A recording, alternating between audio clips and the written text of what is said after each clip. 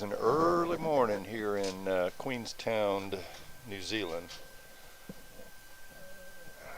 Today's flight is going to be from Queenstown to Auckland, and I hope you can see that on the stream here. Yeah, you should be able to. So welcome everyone. It's been a while since I've done a live stream. I had some issues with Microsoft Flight Simulator that required that I had to reinstall the entire OS and everything. Microsoft just would not load. I don't understand what's going on with it, but that's the way it was. So, okay. So it looks like a couple of housekeeping issues here we'll take care of right off the bat. Let's see.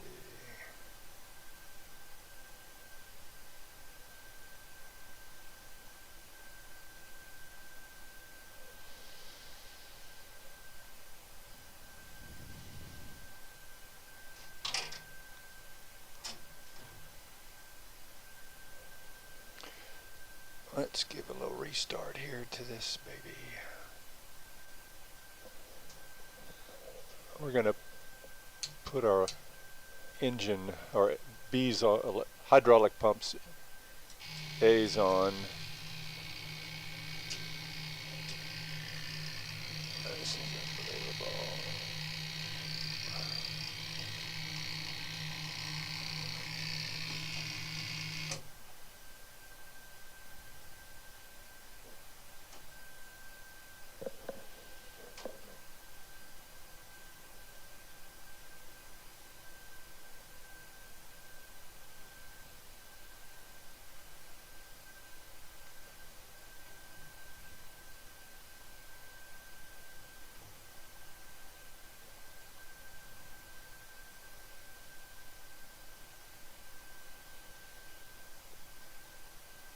So what I've got over here is I've got a screen that I can view all of my hardware and the stream and my flight, that sort of thing. It's purposely done off screen so you can't see it, so not to fear. All right, let's get these aligned.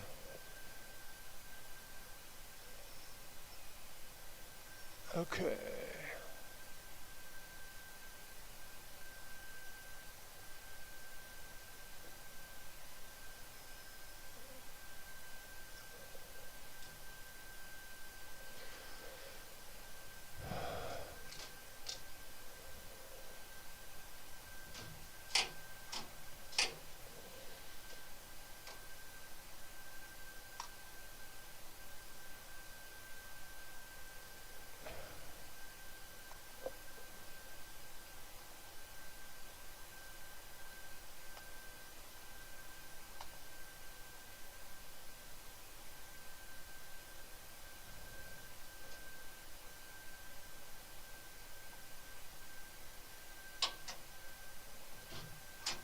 Okay, so we got that set up. That was my bad. The TQ doesn't come alive until we have ground power on, so that's why I wasn't getting a brake light. All right, let's see. And that worked.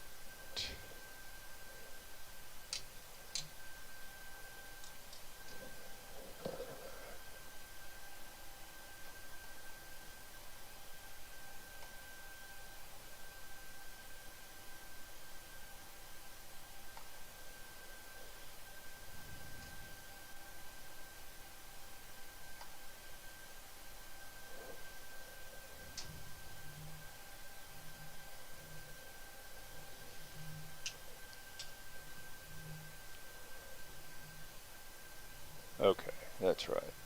So what I'm doing here, I'm testing the control loading of the yokes. If the hydraulic pumps are not on, then they're really difficult to move. So when I turn the hydraulic pumps on, then now I can control them much more realistic. So that's what I was checking, just double checking, a little housekeeping.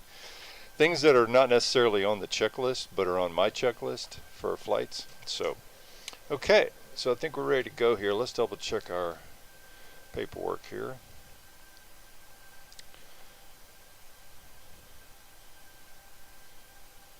So we've got our flight. I'm going to run a gamut and risk filing this. I'm on BATSIM, so we'll go ahead and pre-file it. There's no one on right now, but we'll give that a go and see. All right, so we need to state our location. So we'll go to ident, pause init. We've got our location at Queenston. We'll go down, pick our GPS location, page back up, enter it in the line select key, and then we're good there. So we've got our route that was already preset. In fact, I'll tell you what I'll do. One of the things you can do with ProSim that's kind of cool is I can go in here and go to maintenance and I can reset the FMS. So now when I come here, it should show ident, pause init. Yep, let me clear this out. 1 sec.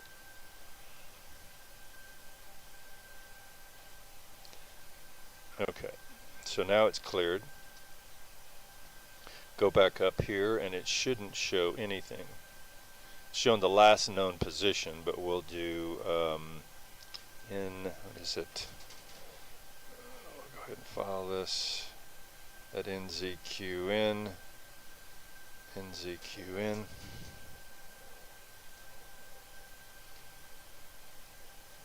Nope. Sorry about that. NZQN. So the main thing that I enjoy about this is having fun. There are a lot of technical guys out there that do YouTubes on 737s and other aircraft, and they're super technical, and I applaud them. One day maybe, but right now I'm just wanting to get used to the cockpit and follow the checklist, do the things that you're supposed to do in these aircraft, and just kind of enjoy the ride. So forgive me if it's not as professional as you might expect. Okay, route load, and let's see, so we're going to clear that, and we'll remove that disco, activate it, and then execute, and then we'll look at our departures. But first, route init, we're going to request our performance data. So we'll load that 17.6, and we'll compare that against our flight plan.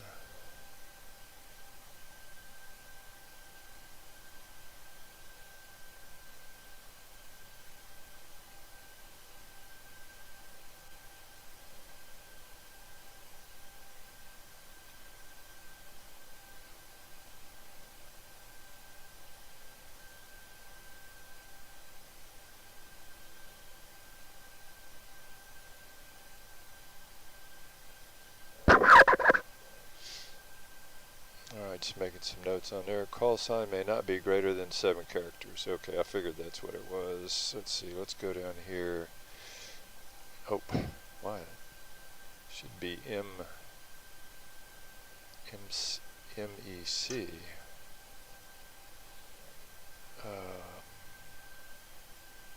0686.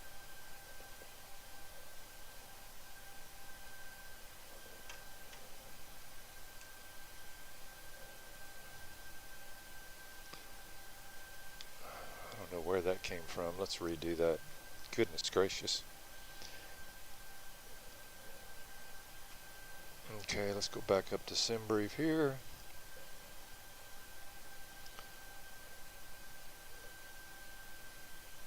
Yeah, it should be Mirage Executive Charters. So let's edit the flight.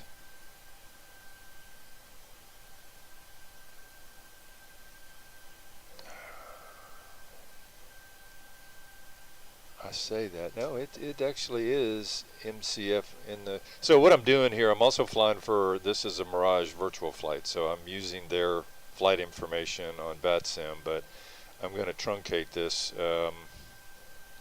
So the data that's showing up in the stream that shows today's flight, it says MEC, and that's still the same thing. This is just a specific route that that whoever designed this created it as. So I'll leave that and just call it 686. I don't really think I need to have that for MEC.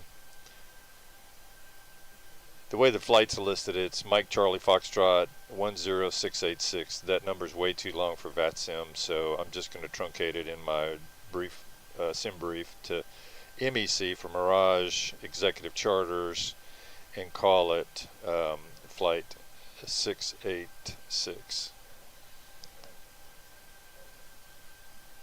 And we'll call that one good, and we're going to save that as the same MEC. Yep. MEC 686. Save it and generate. So we'll go clear this again so I can pull in the correct one.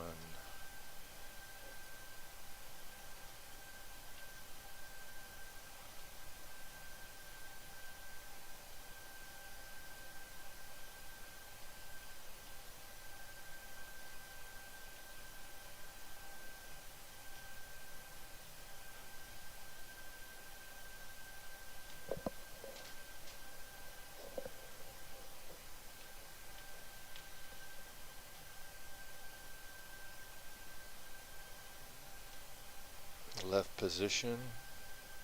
Oh, don't need it.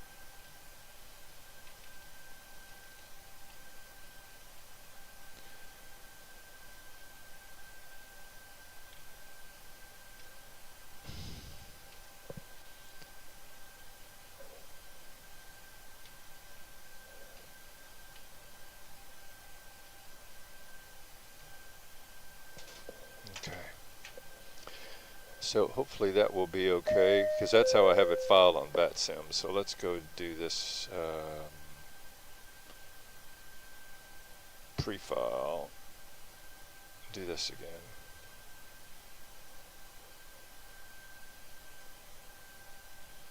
MEC 686, much better. Okay.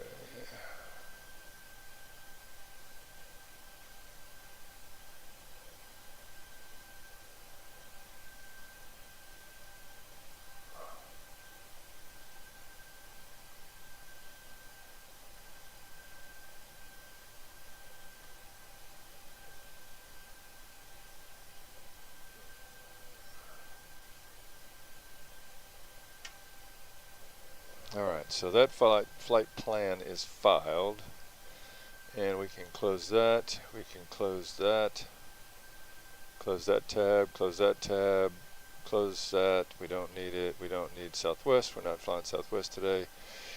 And this is the VATSIM radar that I have on the scope coming up here, so you can, that's the last place I flew, so let's see if we can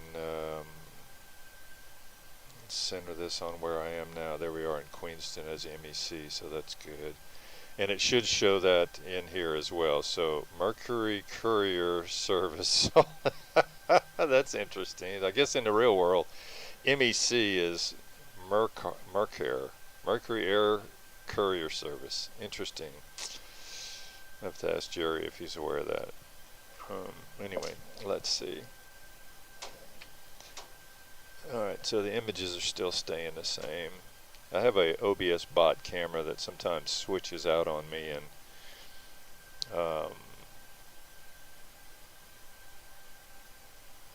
it shifts. It's got 3 programmable views on it, and occasionally it'll shift, and I'll have to check it. So let's see. No, we don't need that.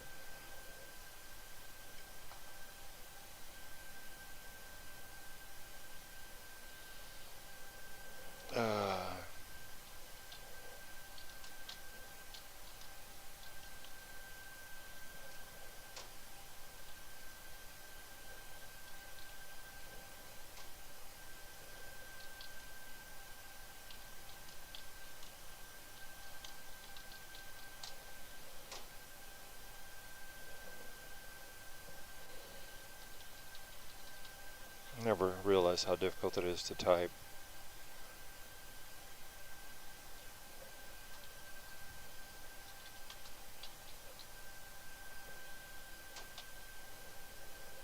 Alright, I just let Jerry know that I'm streaming, so we'll see if he pops in. I guess I should get the stream up so I can see it.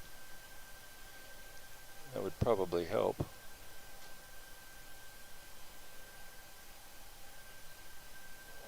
Sorry guys, there's a lot of back office work that goes into doing a live stream.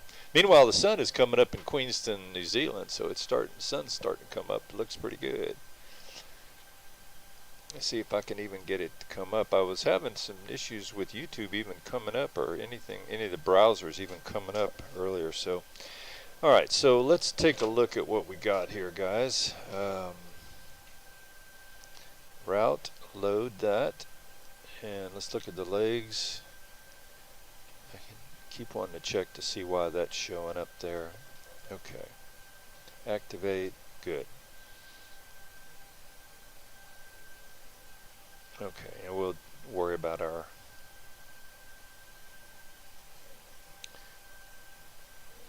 request our data. Alright, so first flight of the day. We're dispatching our load sheet as we speak. Let's see, we got the battery on ground power, that's good, looking good. Standby power is guarded. Alternate flaps are guarded. Wipers are in off position. Hydraulic pumps, can put them all off now. I was just checking doing some little pre-checks on the control loading yokes. Let's see, landing gear lever is down and 3 greens there. 3 greens overhead as well. Fire warning. We'll test our faults. Good. 5 lights, that's good. Squibs. 1 and 2, check. That's all good. Let's go ahead and put our lights on here. We'll put our logos on. Just curious, taxi. Yep, we got lights. Do our wings. Any collision will come on later. We'll put our wheel wells on so the guys can see what's going on down there. And we'll go ahead and start our APU. Put the number 1 aft tank on. That's where the APU draws from. Alright, going down our checklist here, the voltmeter, yeah, we checked the voltage. Bleed air, keep auto, the recircs on auto, packs are in auto, the engines are on, and the APU is off until it comes live. Electrical panel, we're going to put our cabin utilities on and our passenger seats on. That's good. IRSs are set and aligned. Emergency exit is armed and guarded. Air conditioning is as required, and it is currently 30 C in the cabin, so turn it down a little bit. The CDU present position has been set. We can load our flight plan here, or weight and balance rather. Flap levers are up. Parking brake is set. Exterior lights on as needed, just set those. Let's see, let's look at our leading edge flaps, check. Phone is off. Reversers are off. EECs are armed and guarded. Oxygen is 15, that's good. Crew oxygen is 15. Passenger oxygen is normal. We'll do a flight recorder test, check. We'll do stall warning or Mach speed 1 and 2 and a stall warning, check.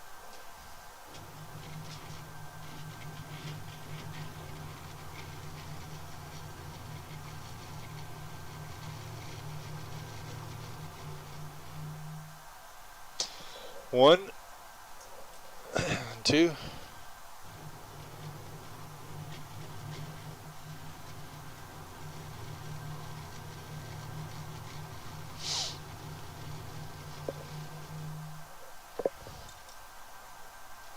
All right, so moving right along here. Landing gears 3 greens. PSEU is extinguished. Crew oxygen is checked. Lights check.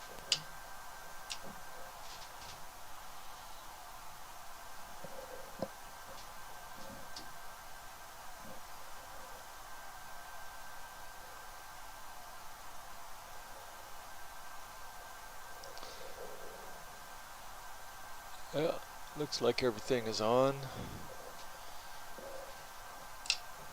That's good. Yaw damper on. Navigation panel, normal, normal, normal. Displays are in auto normal. Crossfeed valve will check. Confirmed, good. All right, electrical panel, we have APU, so we're going to go to APU power, and we're going to put our APU on. So now we got bleed air coming from internal, and I'm going to go over here to ground and have them disable all of that. So now we're good. Okay, let's see if we have any. I do have GSX in here, so maybe we can see if we'll get anything. Let's do boarding. Plane biz handling. We'll see what happens. All right, so there's the tug. Oh, YouTube finally came up. All right, so let's go here.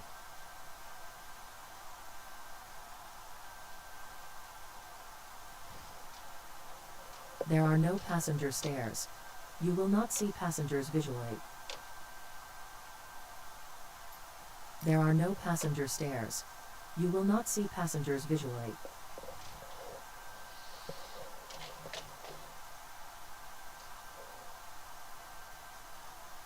Passengers bus is coming. We are ready for pushback.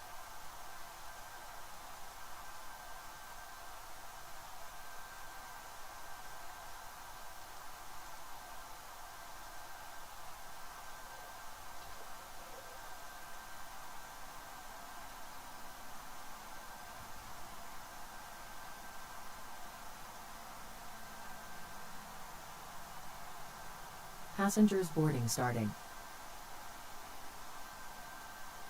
Departure checks completed. Bypass pin inserted. Okay, there we go.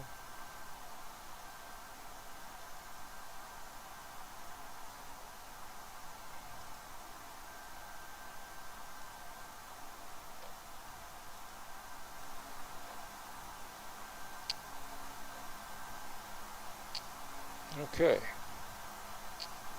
Got that to come up. Got that to come up. Oh, wait a minute. I have to go turn some audio off on that computer back there. Audio on that computer back there. Audio on that computer back there. Audio on that computer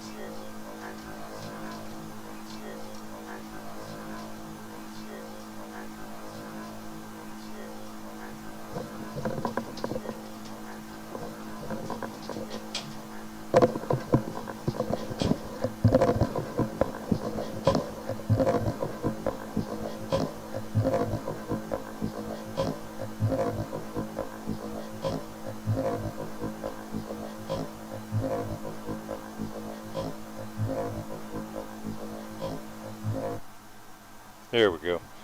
Muted the stream video coming through on that I'm monitoring to make sure that's okay.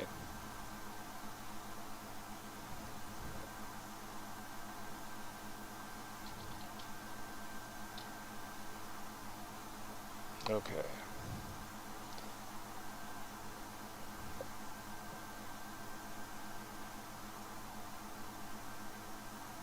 There are no passenger stairs. You will not see passengers visually. Passengers bus is coming.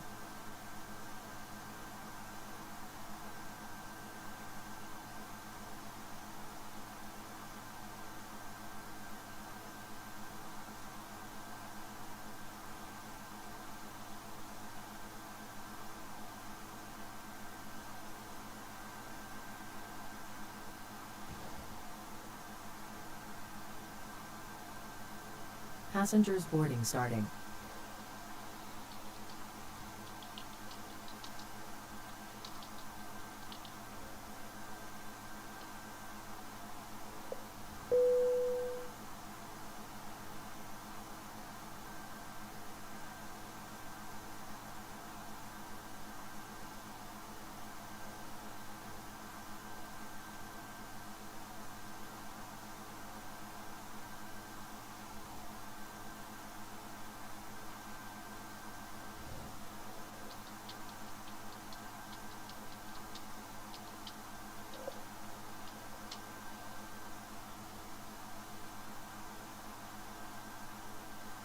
Alright, so let's see here.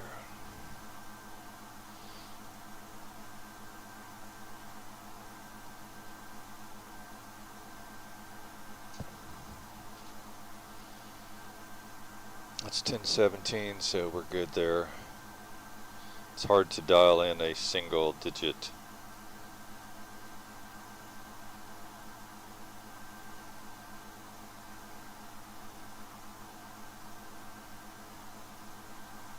Yeah, you got to go back past it like two counts, and then you can recover.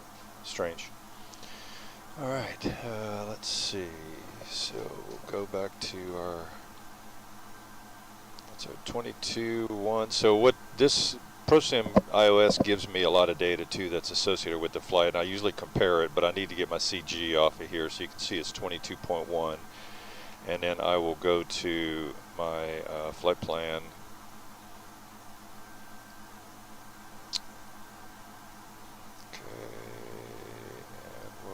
Here, put that up, and then do my takeoff. Yeah, it looks like runway 23.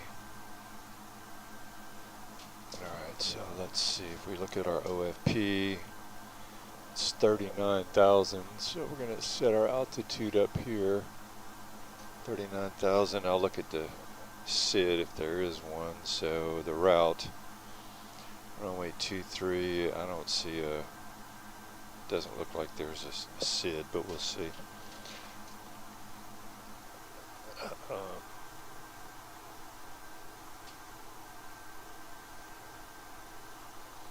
43. So I'm looking at the cell number on the OFP that you can see here underneath the output. Select temperature is 43, so I put that in there, and then I match it with the 10 that's on the EFS and add that here. So that gives the FMC the appropriate data it needs for takeoff calculations. Go to takeoff. Here it's flaps 10, and we said the 22.1 is the CG, and that's going to result in trim of 4. That was almost right on it. Okay, 399, and then we'll go to page 2 here, and our runway winds are 160 at 3/3. Put that in there. There's no slope, and it's 233 on heading, 233 on the heading. So that would be 0/233 here. Conditions are dry, so that's good. And we can set that 140 as our V2. And then we're going to go to departure. This is going to end up changing it afterwards anyway. So it says departure is going to be on runway 23, and it is the FKN 8. So I did notice that. Not familiar with these international departures, but FKN 8 QN.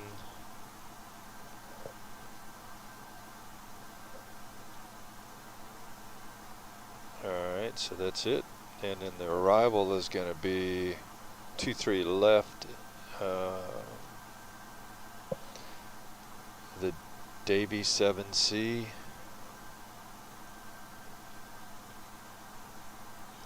Davy 7C. 23 left. We can always change that, but alright, so now we'll go back to this and we'll redo the V speeds. 38. Alright, so we're good there. Recycle our flight directors.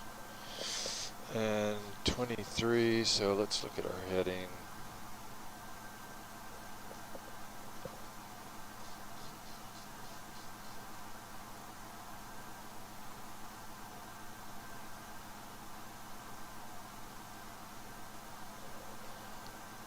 Two, 3, is the heading.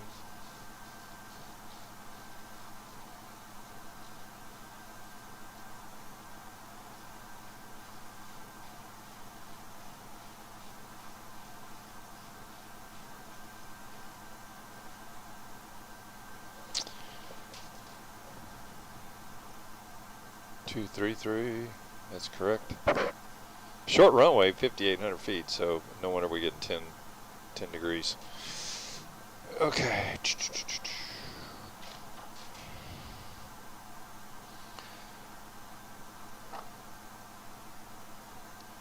Alright, so we went through the cabin pressurization. We set that. While I'm here, I'll get plenty of time to do this, but we'll just, the elevation is 23 feet at, we'll put 50 on that.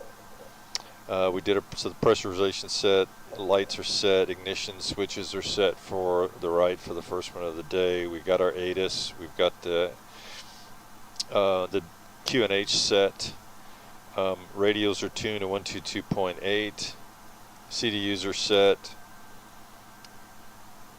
We confirmed the local pressure. We've got it set in the standby and in the PFD. We've got VNAV showing, or VREF showing up in the PFD. 45 on the PFD. Altitude set at 10 initially. One of the things that's unique about, oh, maybe that's not a departure. Let's see. SID. Unless that's the Frankton 8 departure.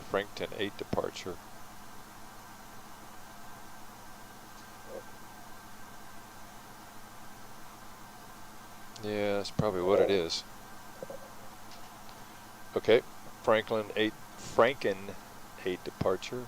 Frankton.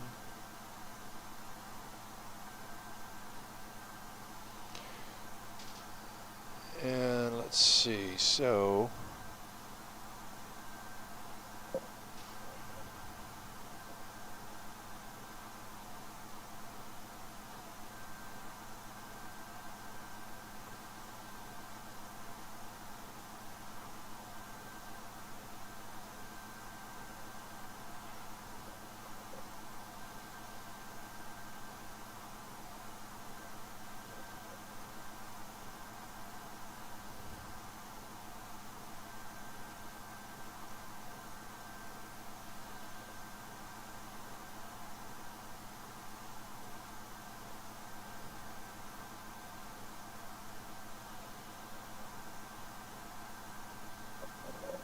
I was looking to see if they had a QNH section here, but I could have sworn they did.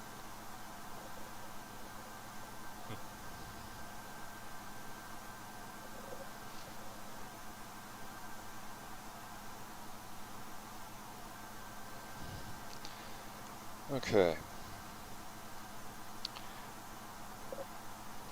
Yeah, so the mode control panel is set. We're not getting this because we're probably on a, I don't know, that's a little confusing.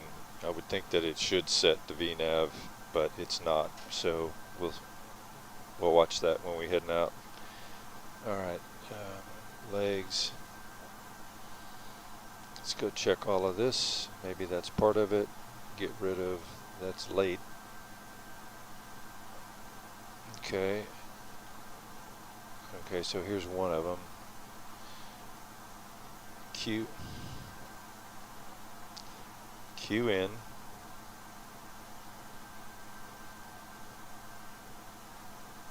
Alright, so we got rid of that. Let's go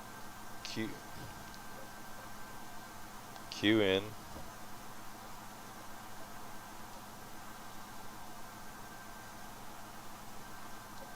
Unable next altitude, so we'll see what that's doing.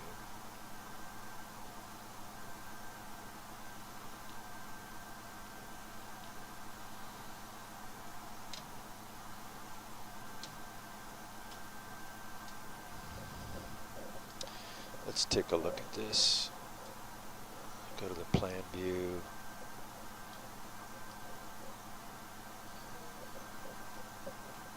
Okay, so it's coming around. Well, that doesn't look that bad.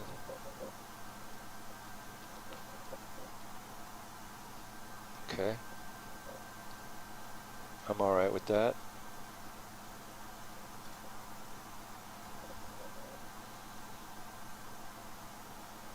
Okay, I don't know why I'm not getting VNAV enabling. That's a little disconcerting. Okay.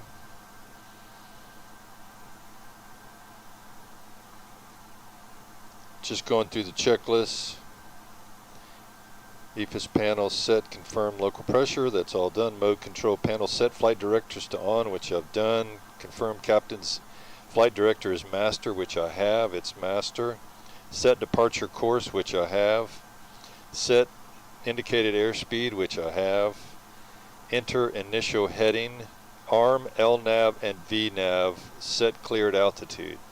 RNAV and VNAV are not setting, so that's a little weird. Okay. We'll see how it performs. So far, my live streams have not been very productive. It seems like if something's going to go wrong, it does on a live stream invariably. All right, so let's take a quick look here, but hey, it's all part of the fun. All right, so I want to set the nav here. 113 on that Queenston 113.6.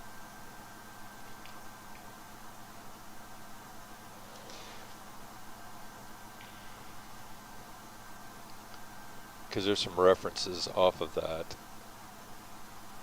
There's a 213 radio coming off at the initial climb. Above 7,600 is the only restriction, and I don't think we'll have a problem with that.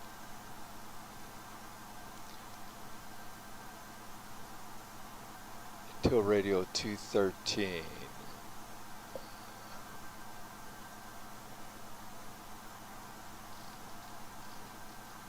I put 213 on, I'll leave it on this one, but that way my radio on the ND, you can see where it's intercepting. That's what they're talking about.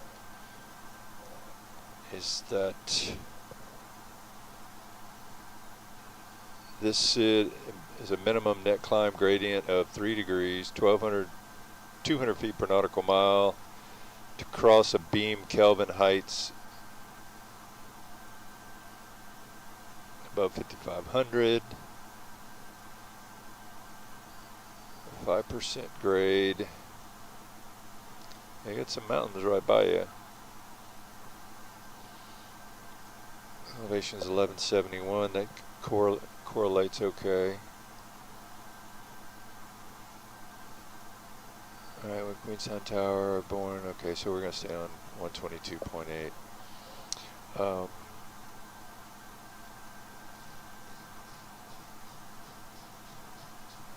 There's no restrictions, so I'm going to go ahead and dial in my altitude, cruise altitude here of 39. I'm really hoping that the alright, so we're ready for push and start, guys.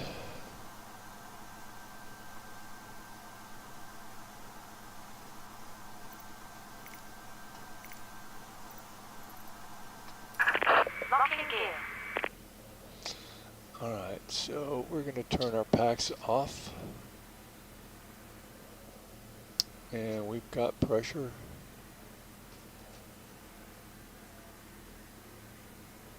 AP is on.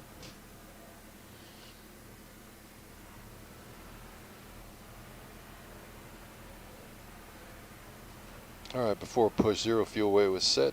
N1s are set. No reduced max, V1, V2, and V1 VR V2 speed set. Stab trim confirmed.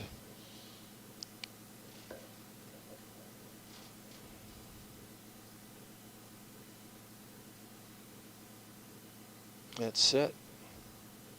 And the rudder is centered.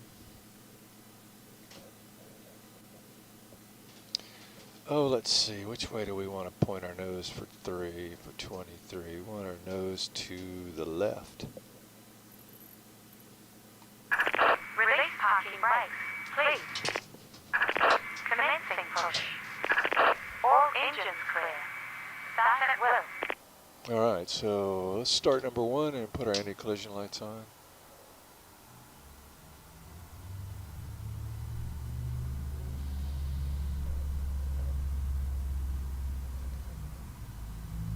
We're looking for 21. There we go. Engine fuel idle. And there we go. It's coming up. Put the MC on CDU, faux CDU on progress. Don't know where it's going to take us.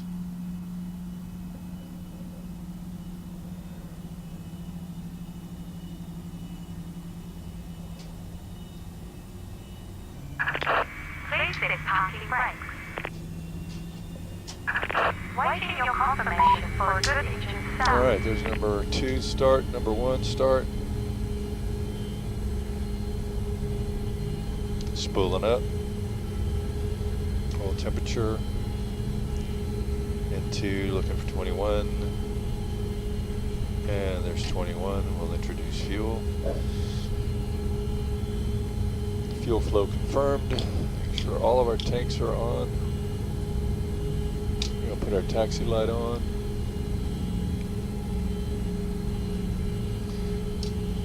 Electricals on and our packs on number 2 since she started. We're looking for about 350 on exhaust gas temperature. And it should kick off now. Yep, it does. Okay. So let's go ahead and put our hydraulics back on. Window heat is on.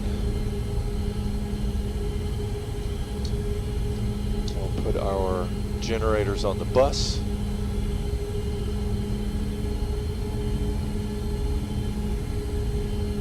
Well, that's idling awfully fast.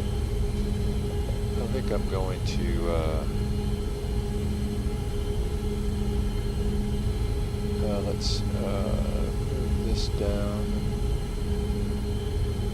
Yeah, that feels like it's off pretty fast.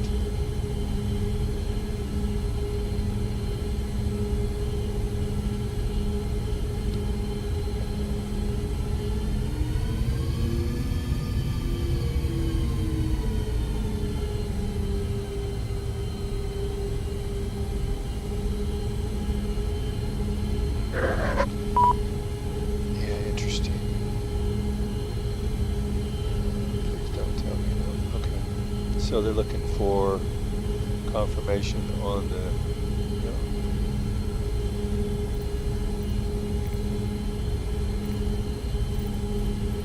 Cockpit to ground. Yep. We have a good engine start. You can disconnect. Unlocking gear.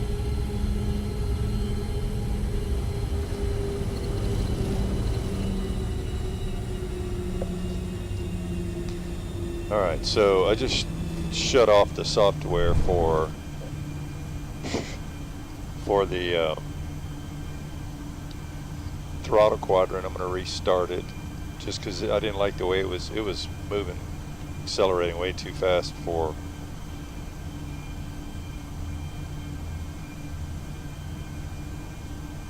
All right, so Giovanni, if you're listening,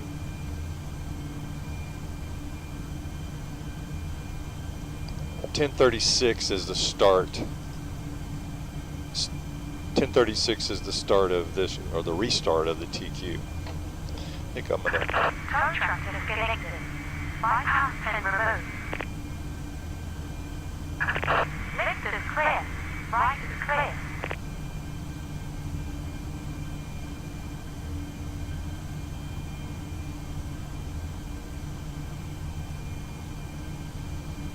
Okay. There she is. Alright, so recall, that's clear. Air conditioning and anti-ice. Let's turn off the bleed and keep that, kill the APU.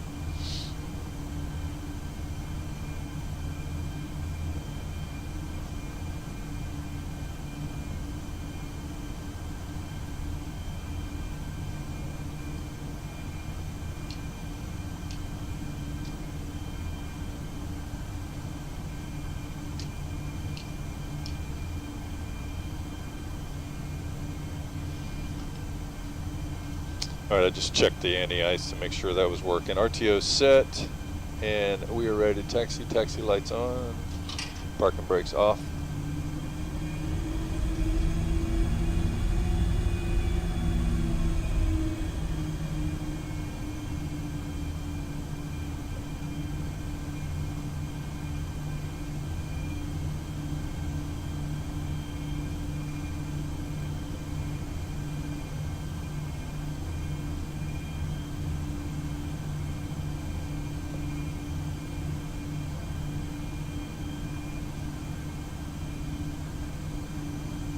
Not real familiar with this airport, so I'm looking at my Navigraph chart information.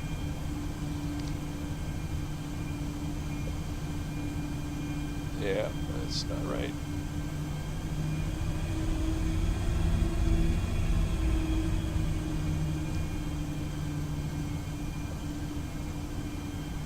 Charlie 1, we'll come back here, man. Yeah, not really designed for a big aircraft like this, but we'll give it a shot.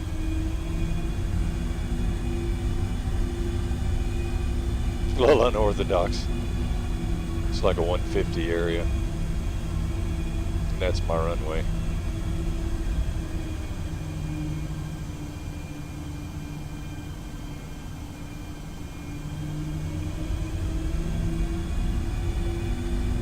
There we go. That's Alpha. Markings are pretty good, but this airport's not made for a 737.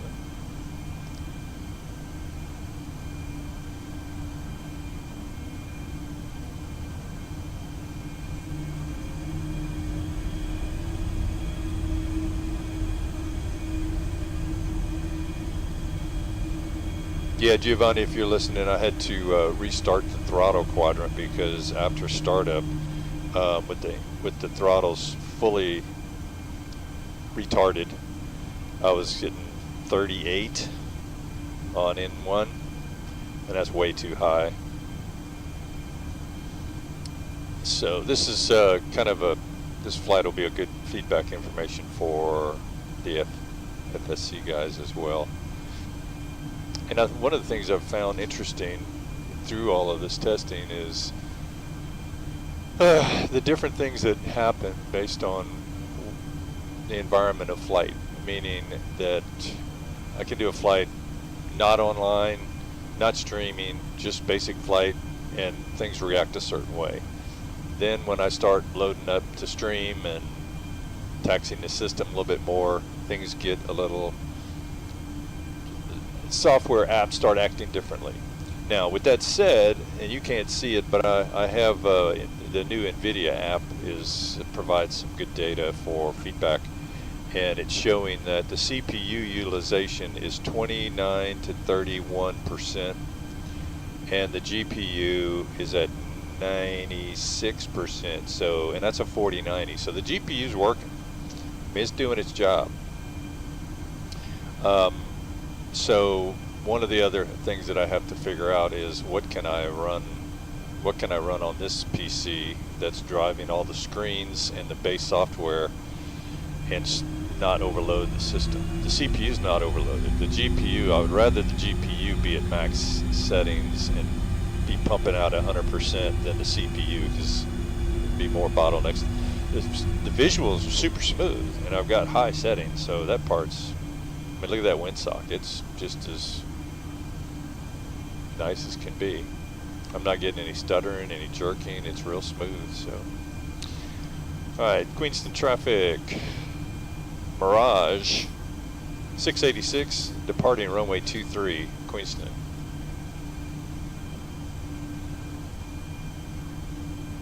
All right, flight attendants, please be seated for departure. Landing lights on, taxi lights off. Okay. And we have flaps 10 is what they want for this flight. So give those a second to set. I'm gonna try this again. Still don't have it, so we'll go heading bug initially on departure. And there's a quick turn at 2.5 miles, and that's at 5,200 altitude. So we'll stay on heading select initially. All right, so let's start the chrono. 10:43. So departing at 10:43.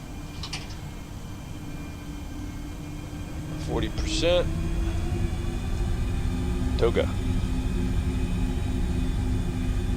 Up. Toga.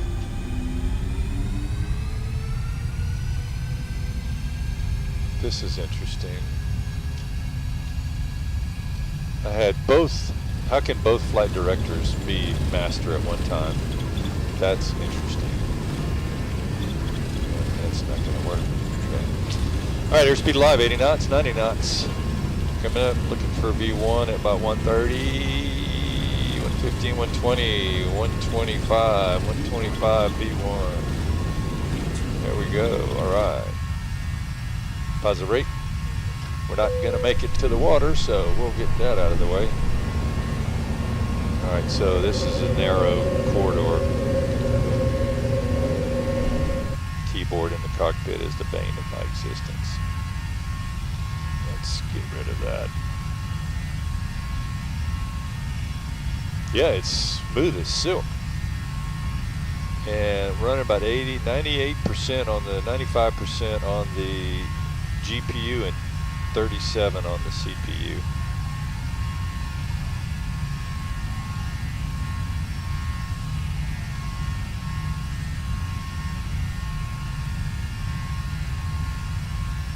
So we're going to turn. Flaps coming up a little. Terrain ahead. Pull up. Yeah, we're all right. All right, flaps up.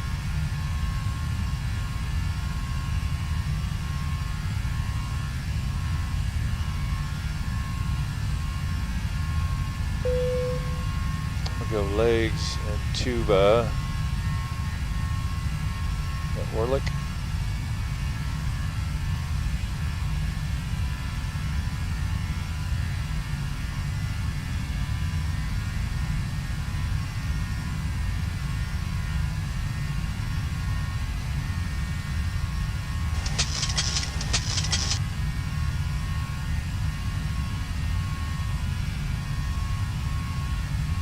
Flaps up. You're off.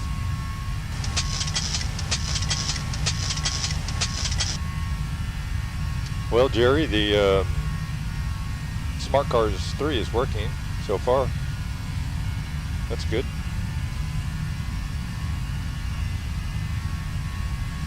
All right, so this Frankton.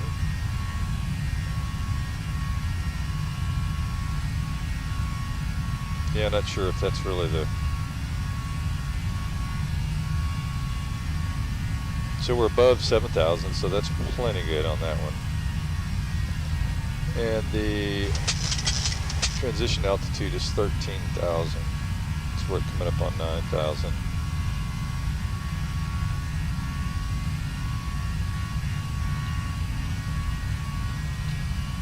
All right, so 10,000, lights off. Bleed air's looking good. Auto, trim is auto. Packs are good.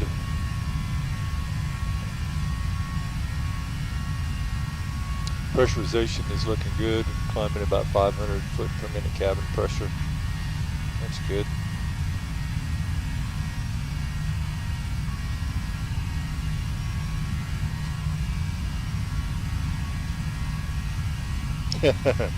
Hello there, Giovanni. Yeah, I don't know if you saw that, but it was interesting. I had both the master for the flight director for the first officer and the captain were both showing green. So I recycled them and they cleared. So that's all fine now. But yeah, it's smooth as silk. 96% on the GPU and 46 on the CPU. So that's a good balance. I mean, I'd rather the GPU work hard because that seems to be the bottleneck of a lot of these systems. Pretty country. And I don't have any extra scenery installed either. This is all default. Microsoft really does a good job on that. I have to give them credit for it. Alright, so we'll reset that. 29902. Standard QNH.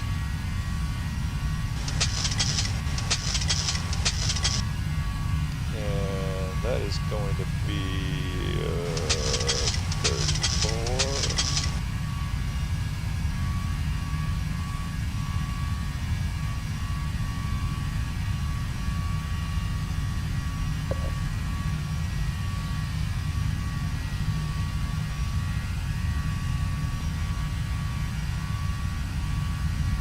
So a beautiful early morning departure for out of Queenstown, New Zealand. And let's get rid of that. And this will show the route of flight for today.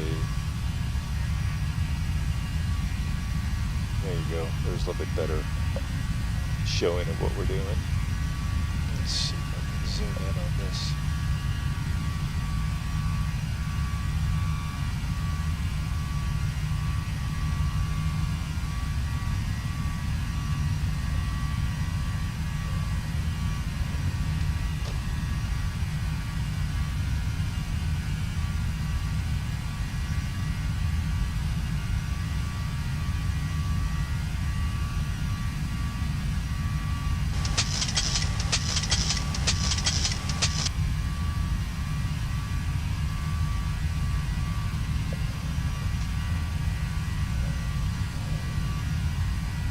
Hello, Luciano. Nice to meet you. It's a pleasure. Yeah, the 1.7 seems to be working much better. I was a little unsure when I had to recycle the TQNG this morning after startup. I had to do a couple of recycles, and I don't know if that has something to do with all the software I'm running for the stream, but streaming on another PC, but I've got to send that picture that you're seeing in the stream of the front and the CDUs. They come from this PC and get sent over the internet, over the network to my streaming PC that's carrying all the load of the stream. So I don't know. I recycle the control loading software once the stall warning test performed up here went rather long, but I let them go. I didn't reset them, so they seem to work out okay.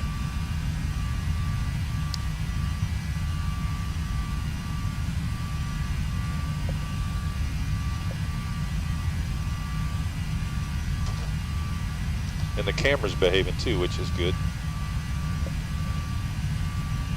So Giovanni, let me know, and if you comment, you can either comment on WhatsApp or in the stream.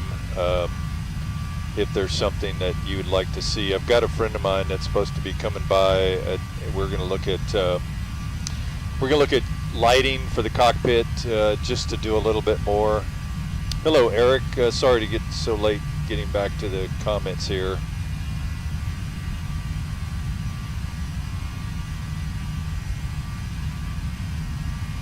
And Hayde Carney. Have I thought about using Microsoft 2024? Yes, I actually own Microsoft Flight Simulator 2024, but currently ProSim, which is the system behind between the interfaces between this Flight Simulator Center hardware, this beautiful cockpit you see here, and Microsoft is ProSim, and ProSim doesn't have their model out yet for 2024. When they do, if they do, I'm certainly going to give it a try because I've heard it's really nice and it's even better graphically than this one. So yeah, we'll give it a try. A calibration problem, well, if you're talking about with the TQ, perhaps we did calibrations early on in the setup, so I don't really think they're required multiple times. But once I reset it, it seemed to work okay. Are you familiar with the hardware? Oh, backtrack on the runway, yeah. Not familiar with the international. Probably should look at it, but yeah, backtracking on that runway probably would have made more sense than to try to taxi on those tiny taxiways.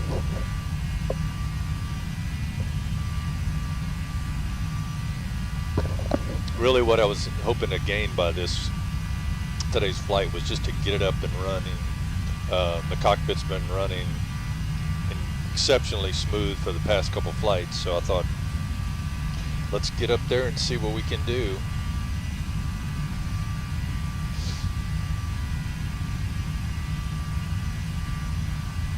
A long, boring flight. Let's see.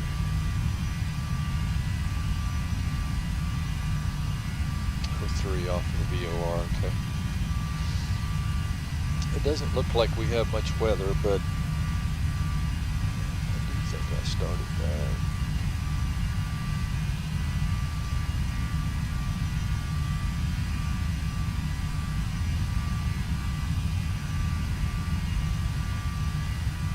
No, maybe not. Well, thanks for stopping in, guys. I appreciate hope this is entertaining for you or somewhat informative. Yeah, so I'm going to start Active Sky. Active Sky provides the radar echoes on the radar screen for the weather radar. According to Microsoft, we've got a little bit of weather out here, but we'll see what Active Sky shows. Okay, there we go. Yep. Now it's kicked in.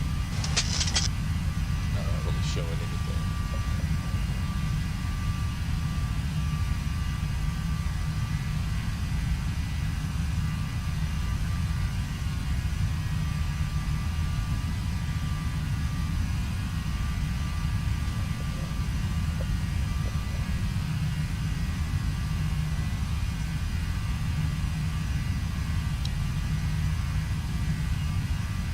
Okay, so well, I was kind of curious.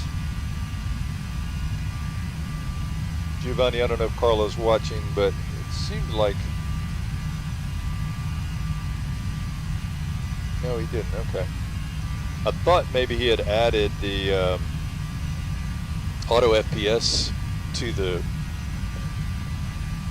FSU IPC script that starts Microsoft, but he hadn't done that, so that was probably why. That's probably why it's churning pretty hard, because I don't have the auto FPS in there, but it still run about 92 to 96% load on the GPU. And guys, these screens are 385-inch 4K screens. They're set to 4K resolution on the screens, but in Microsoft they're set to 2K. Don't see that much difference between 2K and 4K, but the load is quite significant. So makes sense to me to leave it that way. All right, 30,000 on our way up to flight level 390.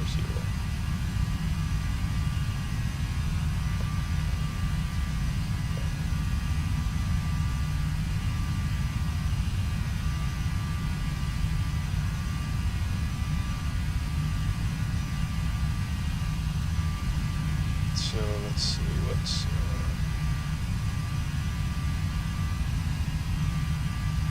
Christchurch is 115.3.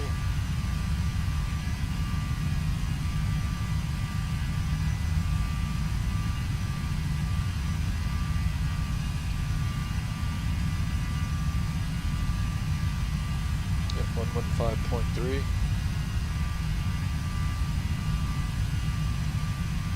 too far from it.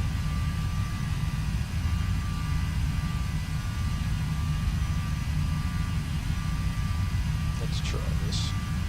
I was hoping that I could get a, maybe once I get up near Sabla, can get a radial off of that. 251 radial.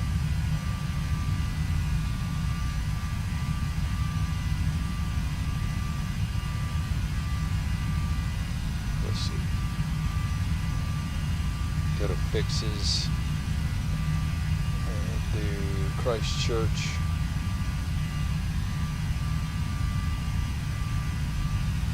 CH.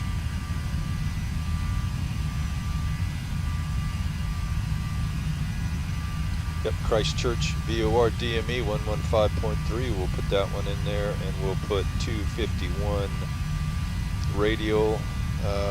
Let's see, let's go slash 100 miles and see if that shows up. No, so we're quite, oh yeah, there it is. Okay, so yeah, the 250, as you can see on this map, what I was trying to illustrate here. So where this line, where it goes to Mulgi, roughly is 251 radial off of the Christchurch VOR, and that's what's showing up right about there. Let's see if they got Mulgi as a fix.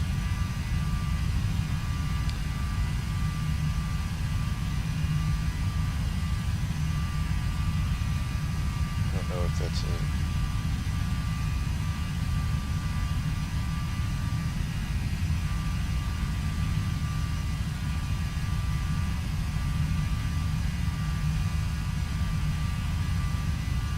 No, it's not going to show up. But that gives you an idea, about 100 miles, about 100 miles on the 251 radial when we intersect that spot right there on the, where the green dotted line crosses the magenta line.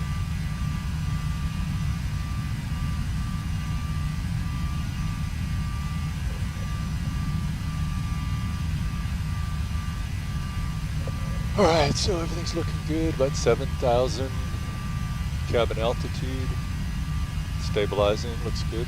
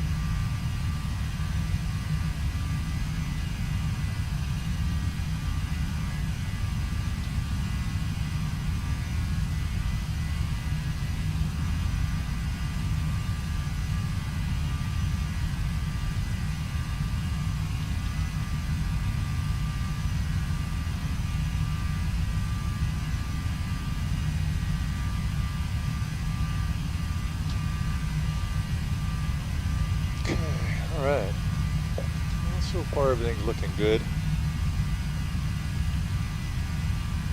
37,000.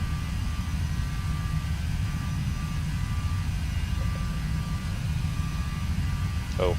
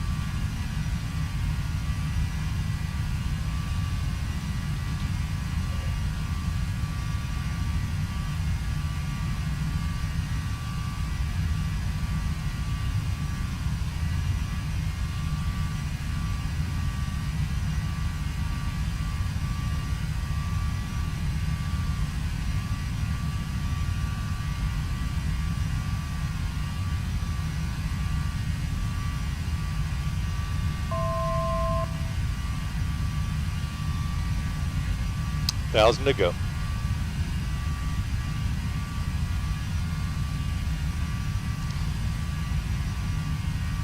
Yeah, that's kind of interesting. So 253 is what the VOR course is, and the other line you're seeing on here is the fixed line, the 251 radio. So there's a bit of a mismatch. The FMC, the CDU down here is showing on the radio 251. The course on the VOR is showing 253 to get them lined up. Interesting. It's a couple of degrees and it is 100 miles, so, but you would think with a computer that that would not be the case.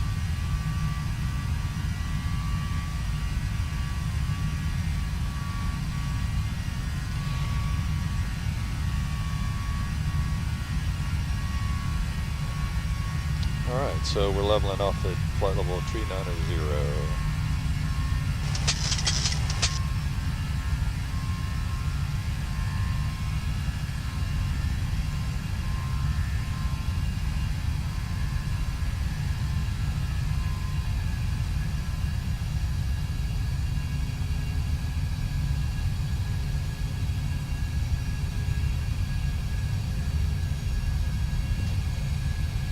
Alright, so it looks like we might have gotten a little bit of a camera shift, so I'm going to go fix that.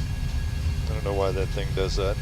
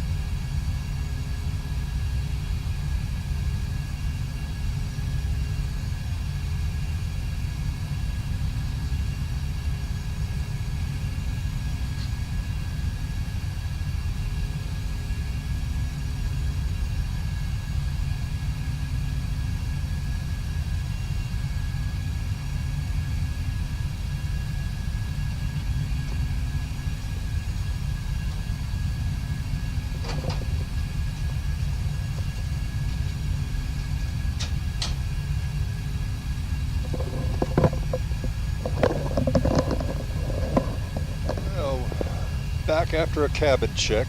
All looks good back there.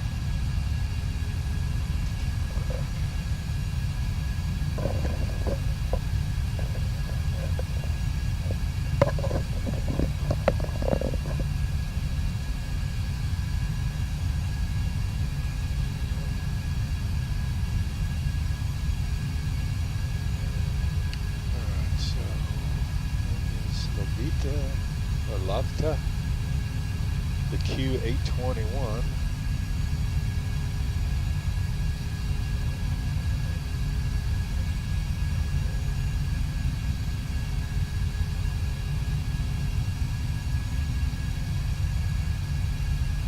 Oars rib. Is that on here? Yep. All right, so some of the, looks like some of the waypoints are there.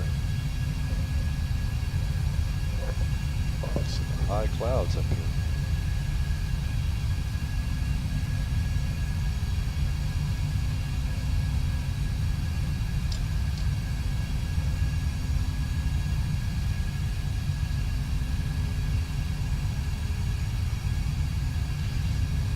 Yeah, so some of the viewers were commenting on the lighting, and yeah, it does. It may be a little bit dark, but I kind of think it adds a little bit more to the realism, because this is what it really looks like in here. I think the camera's doing a really good job of representing that. Hey Tom, if you're watching, I'll explain it to you over there.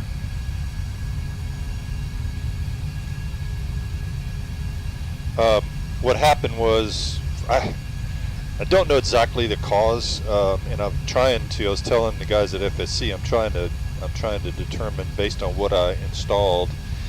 As I recall, I had installed some scenery that are just, through the content manager or the marketplace or whatever. I added some scenery I'd already owned and reset, went to start up again, and it was taking a long time to reload. I mean, it was just like stalling out. So I thought it was stuck, and so I restarted it. And then the next time it started up, it would go into safe mode because it didn't finish its original setup. And then it would get to a point where it would just crash the desktop. So I don't know, maybe it was an order of operations issue, I'm not sure, but I never could get Microsoft to fully launch up to the main screen where you can pick the flight and that sort of thing.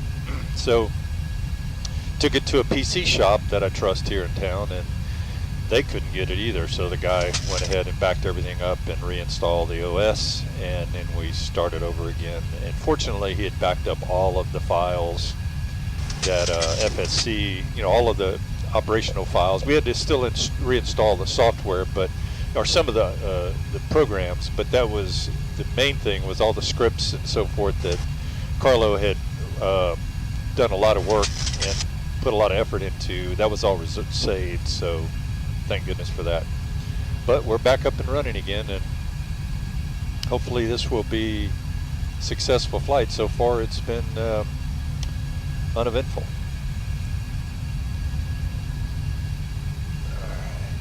So what I've been doing here is I'm just kind of following along, seeing what there's Lavta that I'm crossing now, right about 100 miles from Christchurch, and just looking. That's on the, looks like the 135 radial. So let's see.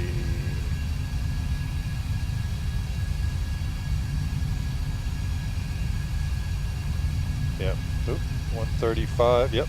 Pretty much right up at the 135 radial according to the chart here. Let's see, 135. Yep, that's right, 135. So just kind of, it's a long flight, so I figured I would just do some typical navigation exercises just to validate positions and that sort of thing. So the next one's going to be, well, no, that's not a radial off of there, so we can shift VORs. How about West Point? 116.9.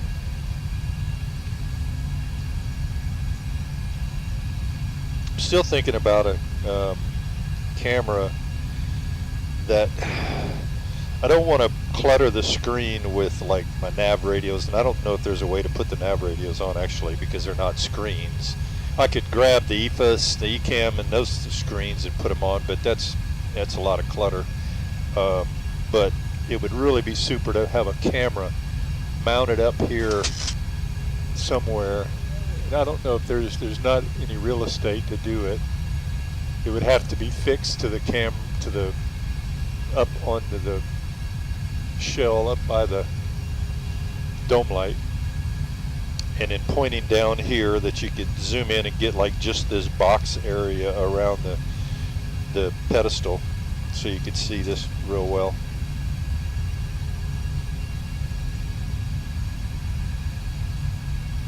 Alright, so right now it's showing the first officer's CDU is showing 208 nautical miles to top of descent. So let's take a look at something here. We'll zoom out here. Yeah, so we're roughly halfway through. Alright, so let's go here and I've already got the arrival data. That's my +2 on the ISA. I'm looking for my winds here, my descent winds. There we go. Okay. So we're going to go route, legs, data, request.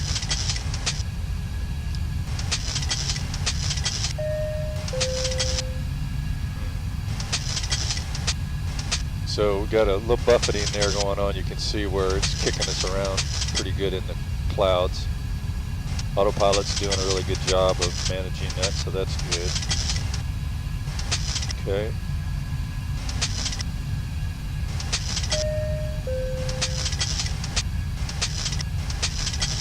Okay, execute, so that's good. Let's go. On our init ref, we're going to go 30. SSB 137, ILS 23, course is 230. I'm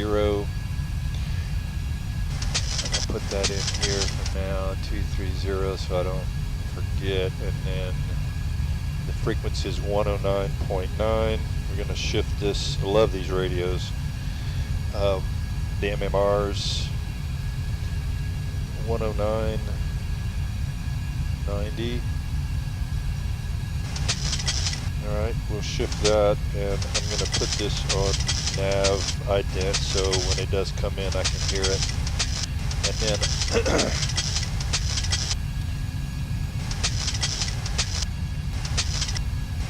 alright, so 137, so BREF is showing up. Now, if you notice in the PFD, you're going to see the 109.9 at the upper left above LNAV, BNAV, and the DME. You're going to see the amber color 109.9/230 with a line struck through it. That's because I don't have the courses on both NAV1 and NAV2 on the same course and the same frequencies. So that's always going to show that. That's normal. Let's see. Do we have... Yeah, we have terrain on his. I'm going to put this here. We don't really need data. Do like position, but that gets clutter. Alright, so the other thing I'm going to do is, let's go over here. We in our, get sidetracked here. So forecast. We'll go to our, see if we can get a, let's get an ATIS.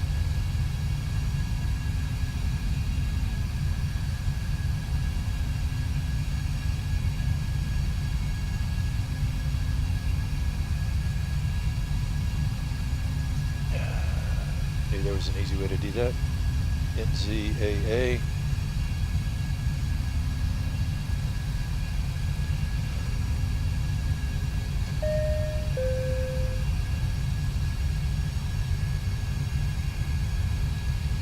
Yeah, you have to do this twice.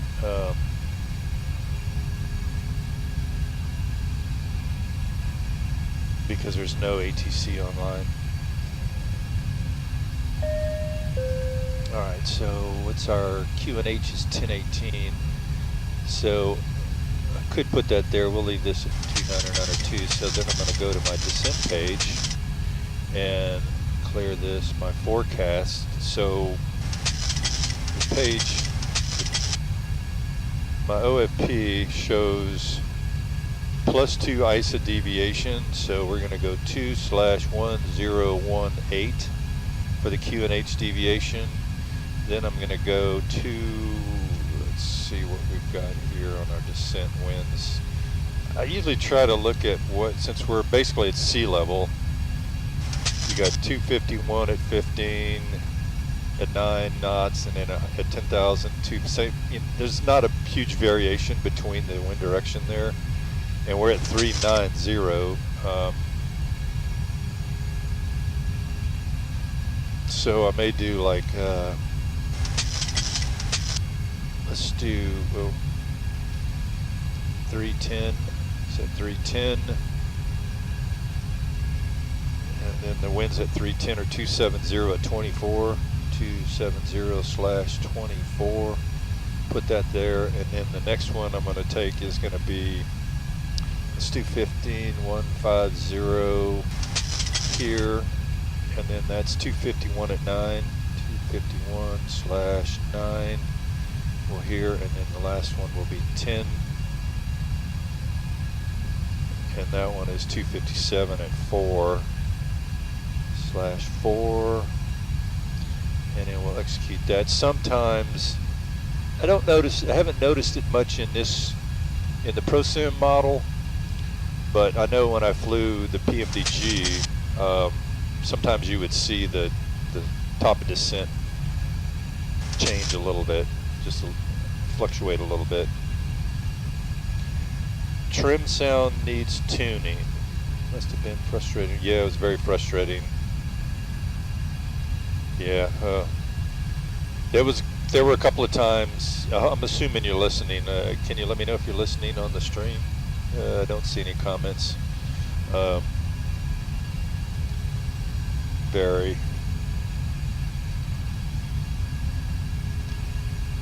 Let me know if you're listening now, because you said something about trim sound needs tuning. Can you explain what you mean by that?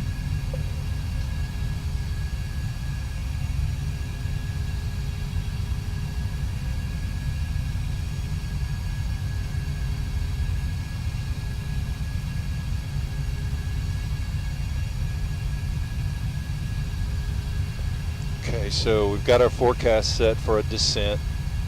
We've got VREF in the PFD. We've got our ILS dialed in on the PFD. Let's take a look at what this is going to be. Just for grand, let's go back to our map real quick and see. So this is where we are, the relationship to the bigger picture, about halfway there.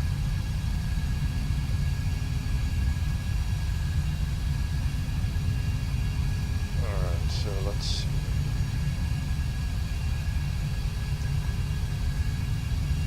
So if we go to their airports, whoops. Go back to our airports here and go to Auckland. Approach.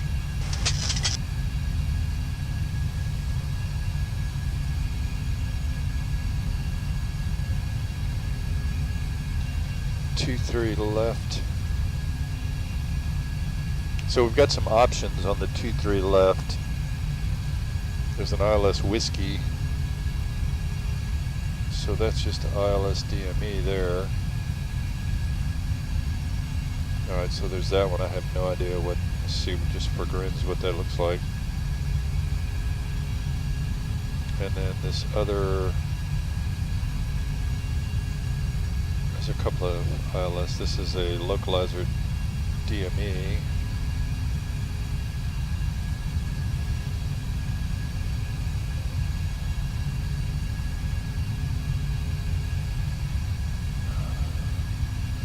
Alright, so the weather in Auckland. Winds are 130 at 6. No, sorry. That's the time, 13th, 1600 Zulu. 030 at 3. 030 at 3.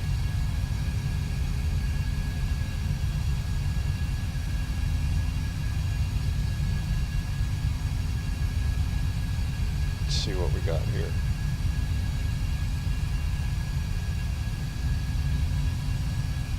If we do 5, we come straight in. Let's see, what do we have for 5?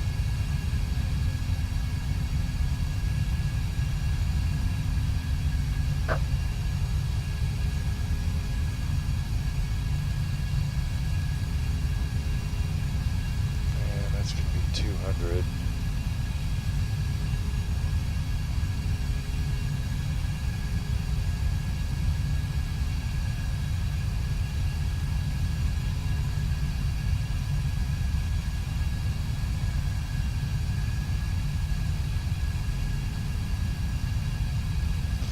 All right, 200 on the minimums.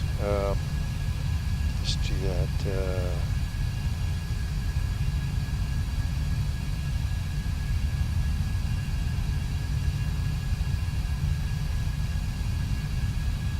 ILS 5, right? Yep. ILS E5, right? Maybe that's the DME. I'm going to assume that's what that is. Makes sense.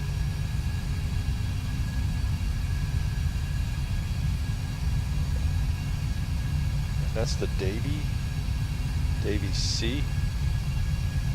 Can't do the Davy C.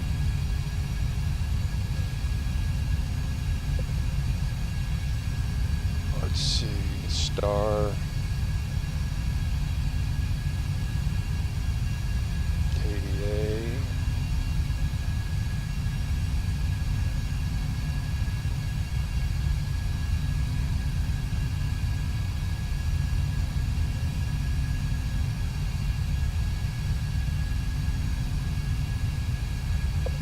It'll do the Davy B.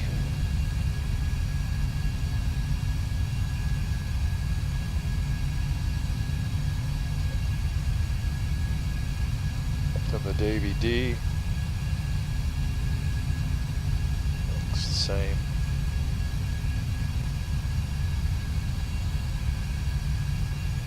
Alright, so let's go to the legs and check this out, because this is where things go south quick. Alright, so there's 3, so coming back up.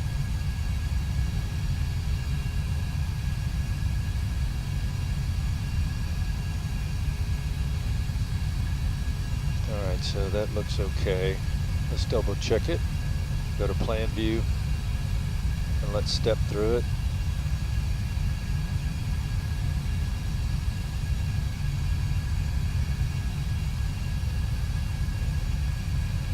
All these waypoints. Yep.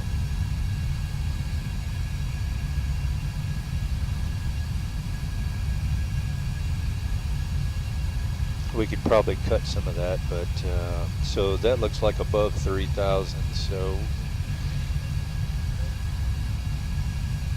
for you commercial pilots that would frown heavily on this, let me know. I'm going to preset my minimum altitude to 3,000 because everything else is restricted here, but that's going to be, if I go to, so Davy C, we need to kill that. I'm going to take that out. We're going to put this one in.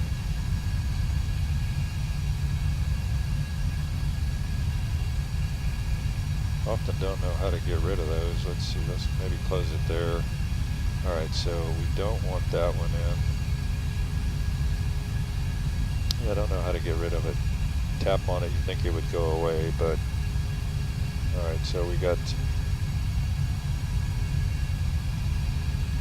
yeah, there's, alright, so Davy D, and we can shadow that. Alright, so we'll be coming in. We will be coming in. Okay.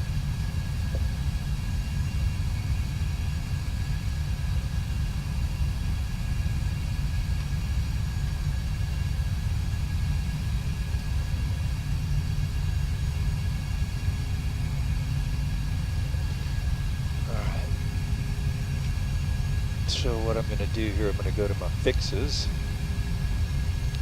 and this is going to be the ILS approach into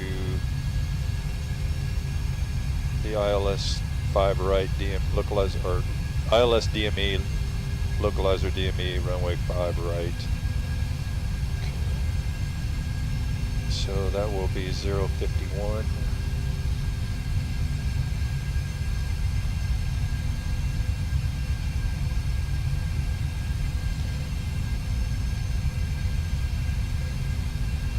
They're still bugged up. That's good.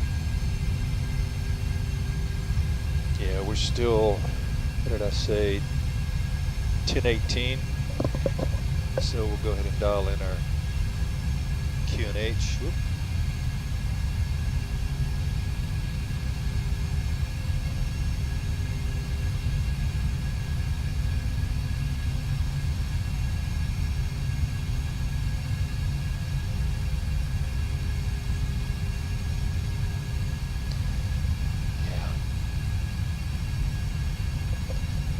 Can get within one place, and that's about it. All right, so let's clear this out of here,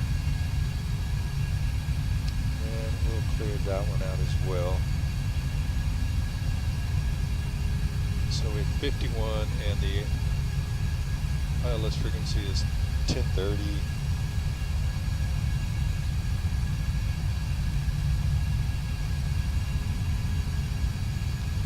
Alright, so the ILS frequency, as you can see in the PFD, if you look on the, you look up here, see if that's right. Look up here, yep, you can see, that's interesting. Alright, we're going to put that, a lot of this I'm just doing from memory, so I apologize for the lack of, I'll go through the checklist here momentarily. Okay, so that's the airport. I don't think, or the approach, I don't think there's any stations on the field.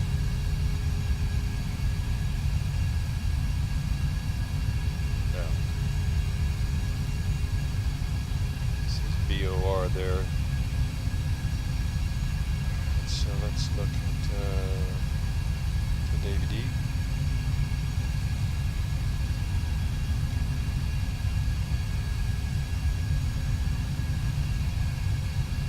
So there's the Hamilton.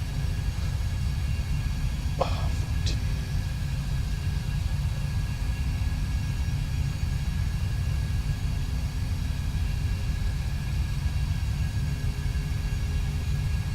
So up.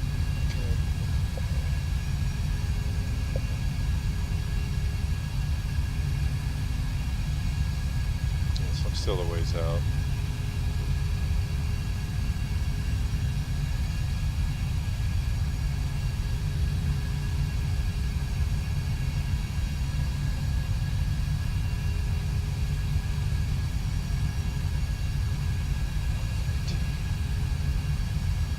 So I'm just going to put the, you can see the Hamilton BOR here. That's the nearest BOR I can see. I don't know if there's another one out here. Let's see. Let's close that.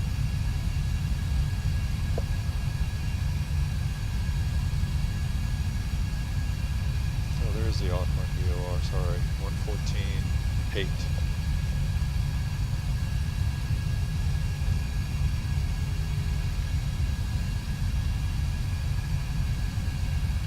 Alright, so we're going to put the Auckland VOR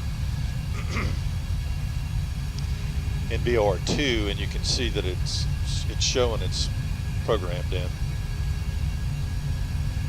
We've got the ILS in first one, so I'm going to do a reference off of that. So that's AA, and you confirm that's the Auckland VOR DME 114.8. 114.8 confirmed by the charts, so that's the correct one. So I'm going to select it, and first thing I usually do is the radial. If you noticed on the ILS DME, it's referencing, or pardon me, if you look at the airport, it's referencing the VOR over here. And assuming that that's 231, so that would be from the 231 radial or to the 51, which I have here.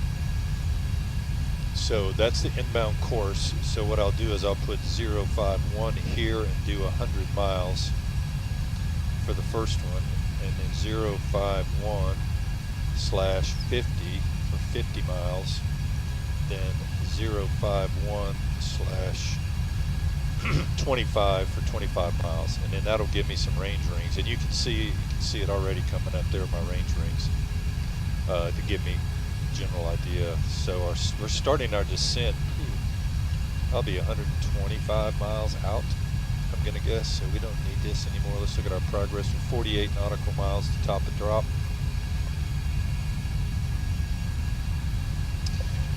Okay, so that's kind of my routine, especially in an area I'm not familiar with. So let's take a look here real quick. So the missed approach is max 185 knots to Igaba, non-jet. 3000, spec radar vectors, instructed to refer to minimum.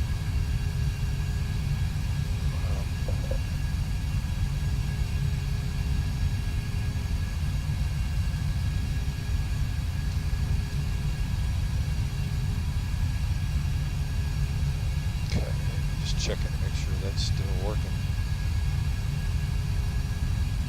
And the camera's still at the right angle.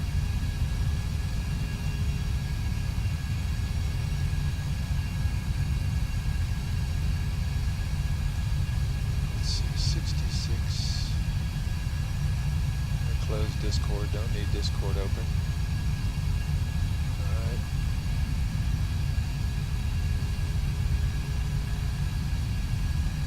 Alright, so we're about 21 minutes. If we look at our legs page,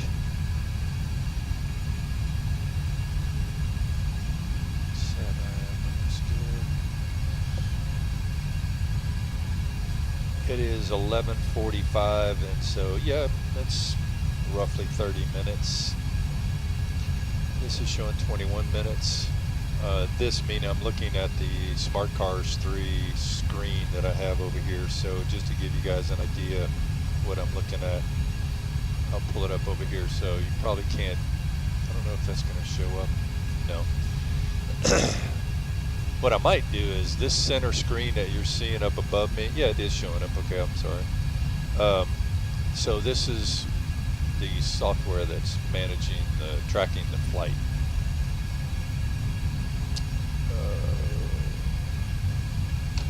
And I don't have a scroll wheel on my keyboard, so I gotta use my mouse. So yeah, that Smart Car is doing its thing, and then of course they have this radio that you can do here, which I'm not gonna start because I don't want that to cause a problem. So that's another little app that I'm watching over here. I could put it over here, but that would be distracting. Yeah, so make it a little bit smaller and put it down here. So I've got a monitor down below that I can kind of keep track of all this stuff. And it looks like my camera shifted on me, so let's go fix that.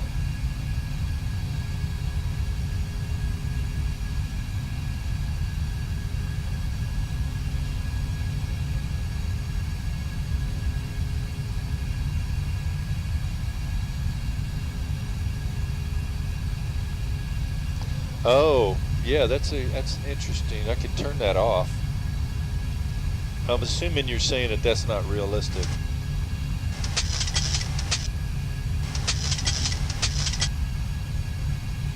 So, not matching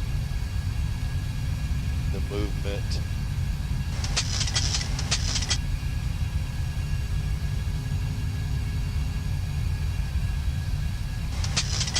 So what he's saying is, that's a friend of mine, Tom, in the UK.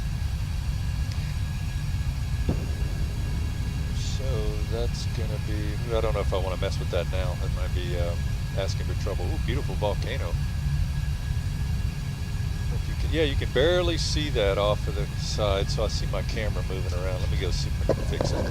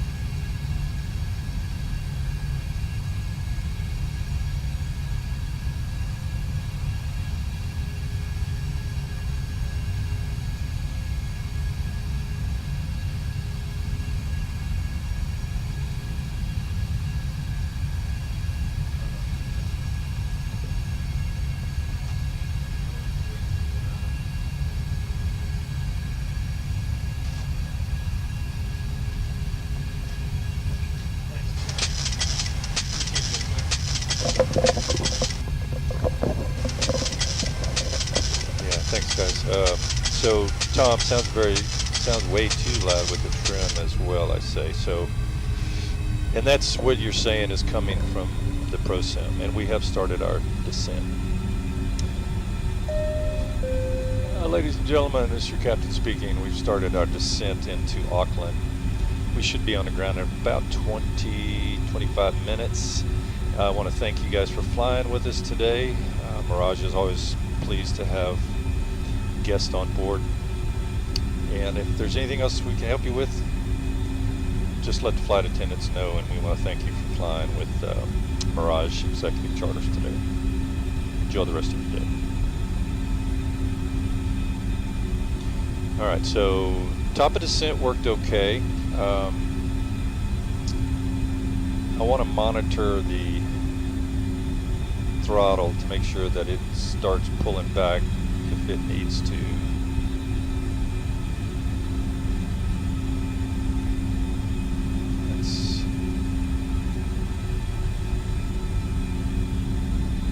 Alright, so it's hanging in there okay.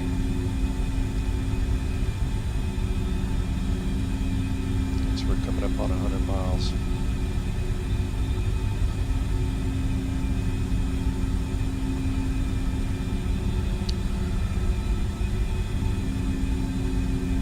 Alright, this is risky, but I'll try it. So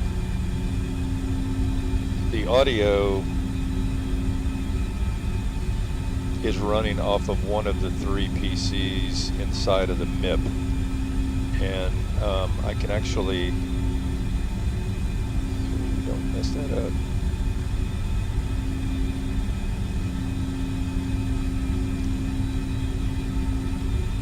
Alright, so let's see if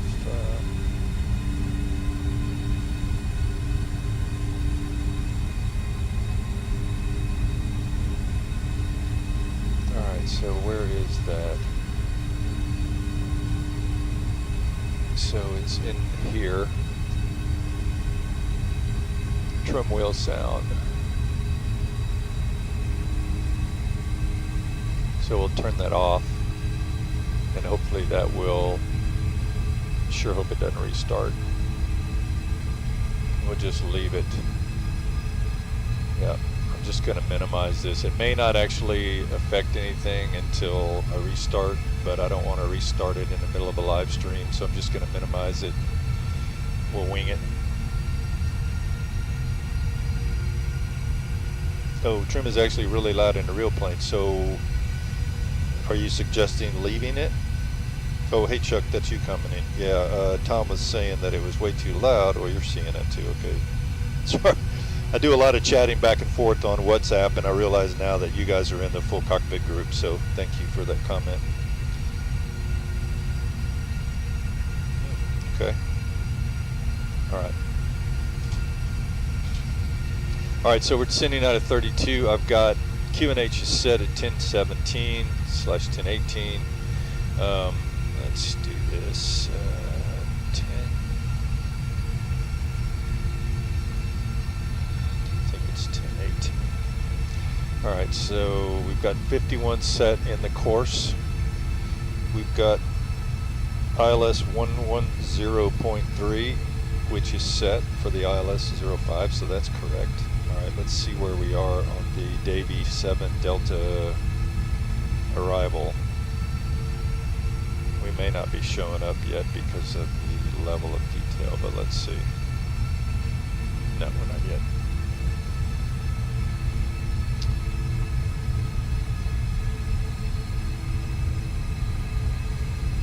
Okay, so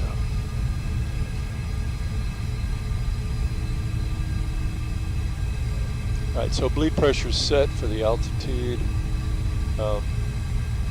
We are showing a slight descent of about 100 feet per minute. And calculations look okay.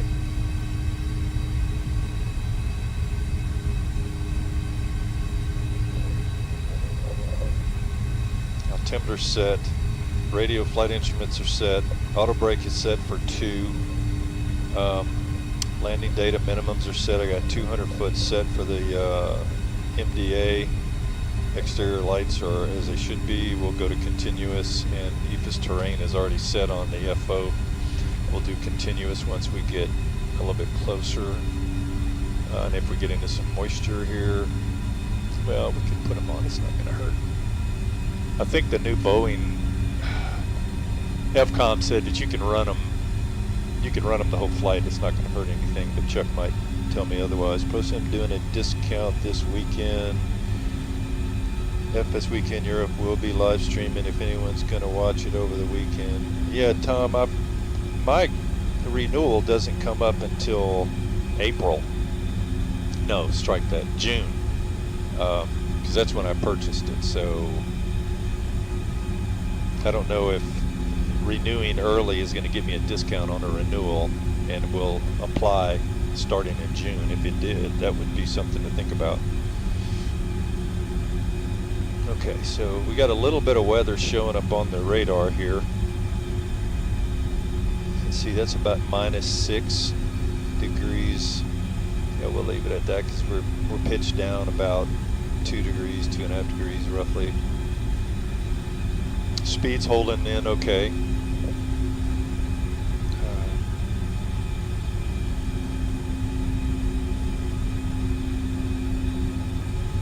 Didn't catch your FCOM oh, I was talking about the continuous, the engine start switches. If you can leave those on continuous the entire flight, it's not going to hurt anything. From what I understood, that may be inaccurate. So if you know better, please let me know. As I indicated earlier in the stream, one of my goals and objectives of doing this live streaming is not to do tutorials, because I'm far from an expert at this, but more to just learn as I go, and do it in a real environment, or as realistic as possible. Camera's holding in there okay. Yeah, that I'm running an OBS bot, which are beautiful little cameras, 4K cameras, but they can't track, and it seemed to have moved into its tracking mode earlier.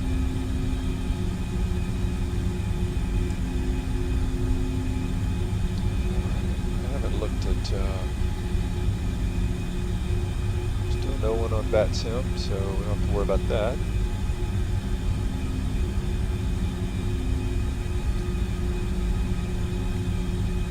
And one question I have, if anybody knows the answer to, is Unicom 122.8 acceptable internationally? I have to look that up and verify it.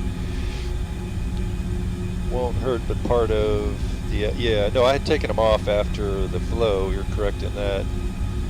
Yeah, if I had an FO. So when you gonna get yourself down here to FO for me,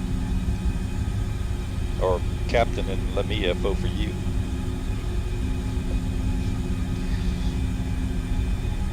All right, so let's see.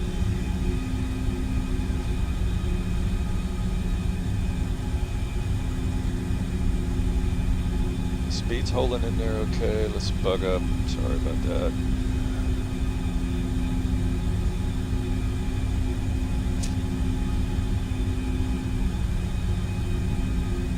Yeah, I was a little disappointed that my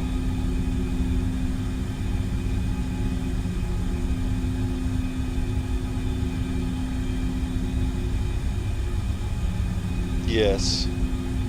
Well, I'll tell you what I do, and tell me if this is not good SOP, but if I'm descending into clouds and I'm looking at my TAT and my TAT is +10 or less, I'll put them on. I'll put the engine icing on, just because, I mean, clouds are moisture, right? Just airborne moisture. So just as a preventative measure, going through clouds. Now, if I'm showing radar or weather on the scope, yeah, then I may definitely, that could be rain. I've yet to see actual rain drops hit the screen, so to speak. All right, I'm getting ident on that is going to be the ILS, because that's 1. Let's see on 2.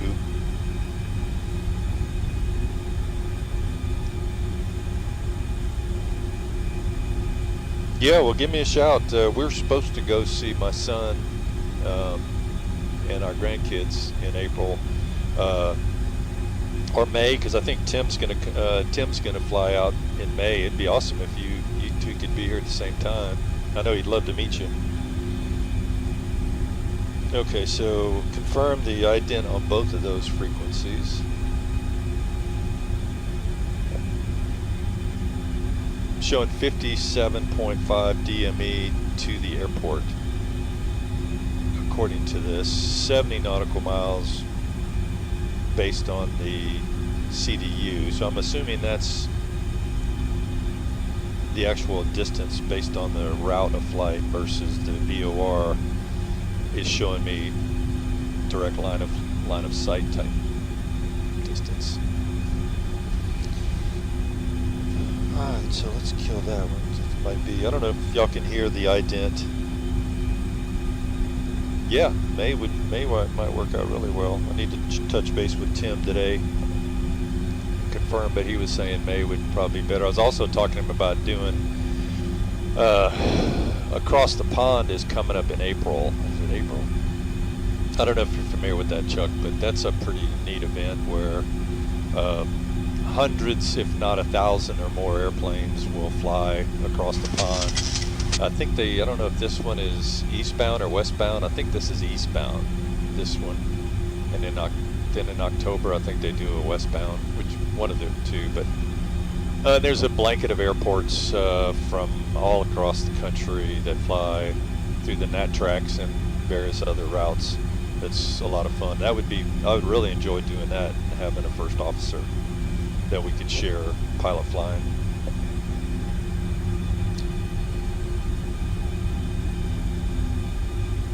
All right, so Davy above 8,000. We're coming into 16. Let's see. Let's look at this.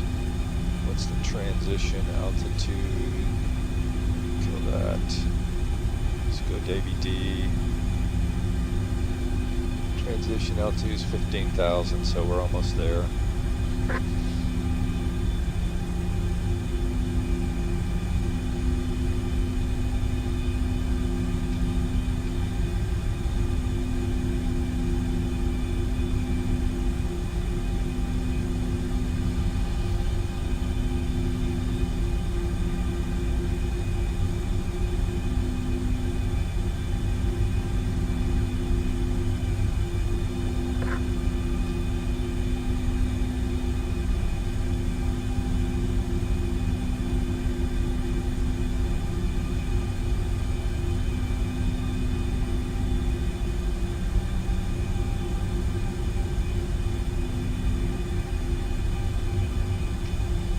So there's the transition altitude.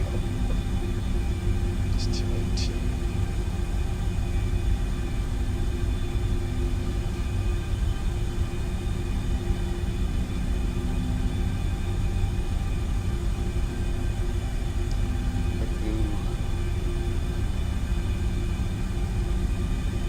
And so Davy above 8. Alpha 507 above 5,000. That's correct. Steel 220. I have to watch the speed and see. It says below 280.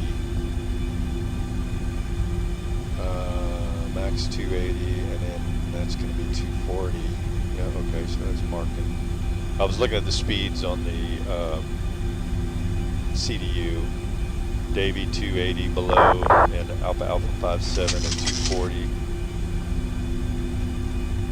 Auckland traffic. Mirage 686 on descent via the Davy 7 Delta arrival for ILS 5 right in Auckland. Auckland traffic.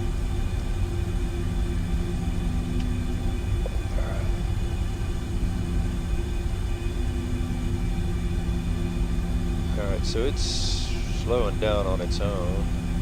240. The bug speed's not coming down yet, but we're still. Let's see if it's going to drop. So the throttle has come back all the way, which is good. No, but now it's picking back up. What did I wake it up? Let's do this. don't really need it speeding up, so I'm going to intervene and bring this to 240.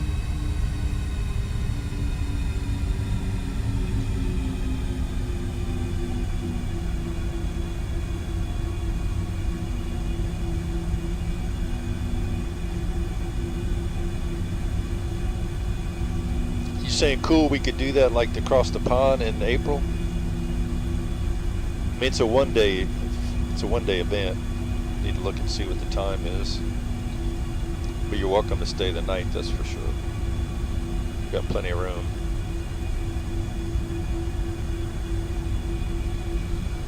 Okay, so double check everything. Let's see, 10,000 foot below, bleed airs, haven't messed with that. So we got Paxson Auto. All the bleeds are engine on, recircs are in auto. Confirm landing altitude set for 50. Flight radios are checked. We got the ILS here. We got the on-field VOR here with the course inbound one at 51. Course inbound on ILS at 51. Recall, that's checked. Landing data reference is good. We'll double check, but that's good. Flaps 30, 137.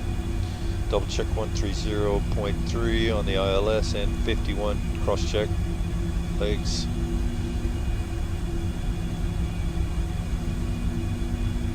Exterior lights, we're at 10,000. Let's go ahead and put those on. Engine on continuous. So 240. All right, steel's our next one, and that's 220, 11 nautical miles.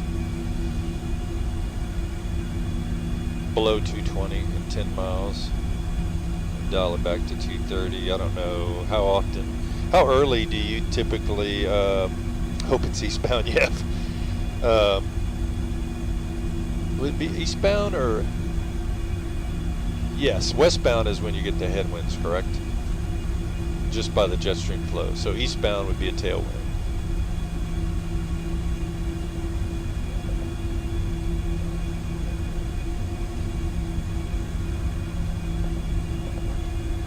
All right, so we're getting a discrepancy in our altitude tracking. Why are you not keeping up? VNAV should have kept up. It's not too far off, but you can see where it is moving a bit. So I'm going to go to, and VNAV is still set, so I don't know if that's normal.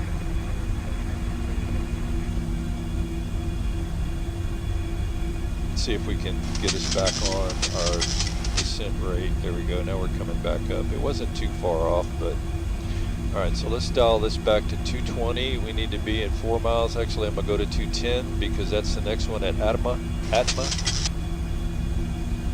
We'll get a little speed brake action here to slow that down, and we're coming back in. Okay, so 1500.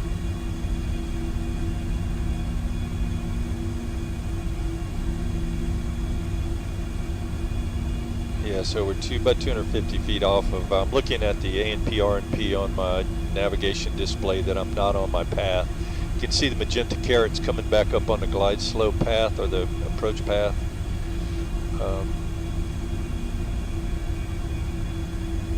Alright, so we're good. So let's go back on VNAV here. And then I'm going to need to intervene on the speed again, otherwise it may be coming back up. Well, let's see. No. Okay, it's holding up there. Let's see if it drops down to 210. Talking to speed bug on the PFD.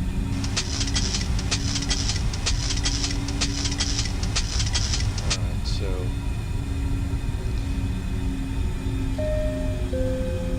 flight attendants, please be seated for arrival. 23 miles. Alright, so we're back on glide slope again. So our final check's going to be attendants notified. Speed brake's going to be armed. We'll leave it armed, but I want to watch it doesn't.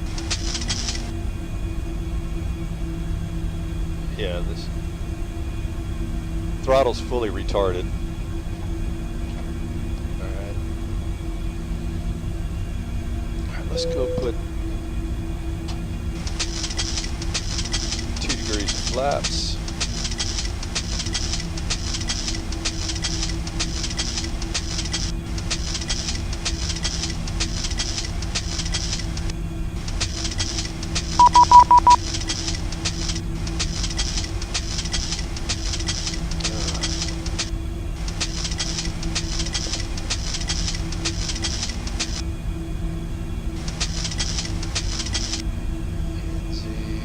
That is. I don't see anything coming in. Let's see. I'm going to assume Auckland.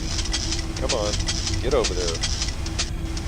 Auckland Tower 118.7. Auckland Tower Mirage 686 inbound ILS 5 right. Auckland traffic. Okay, so let's see where we are here. 5. And let's go gear down. Close enough.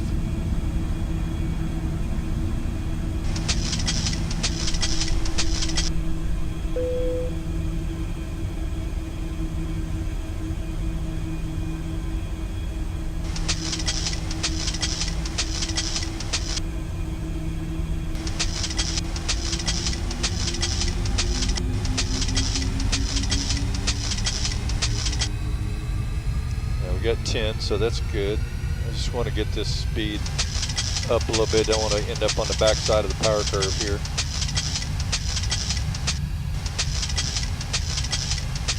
All right, lights on, gear down, 3 greens confirmed. Flight attendant has been notified.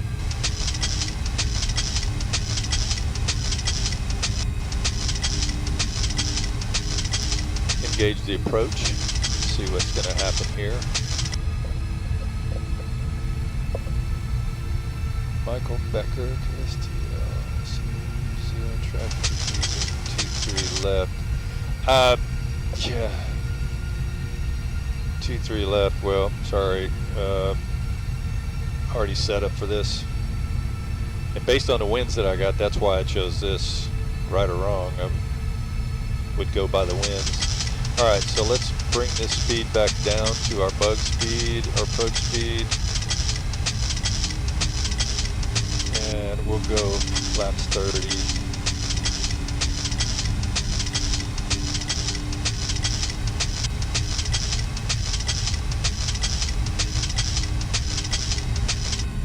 Yeah, so I'll put the carrot on top of the hat, and that's my buffer for approach speed, right or wrong. Next right in.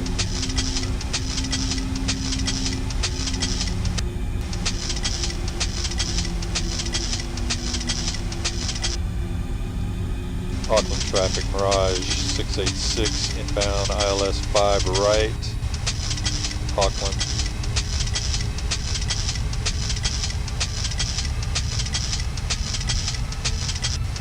Watching the traffic. There's the airport. Alright, so stabilizing okay.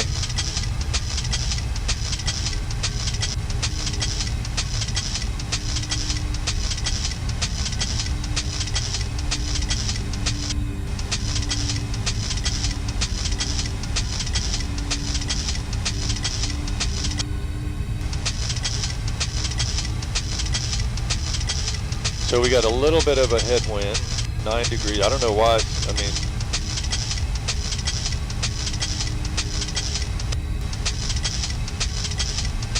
hello there, Berggraf. Mr. Berggraf.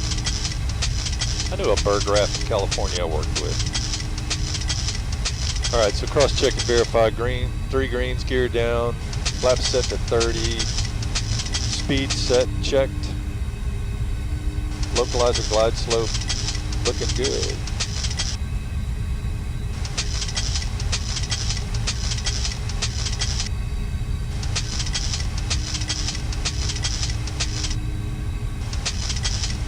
Auckland traffic, Mirage 686, 7 mile final, runway 5 right, Auckland.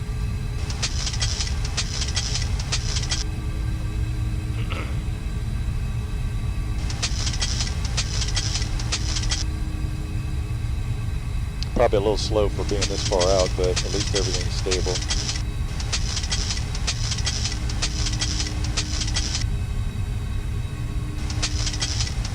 We got localizer glide slope in green on the PFD.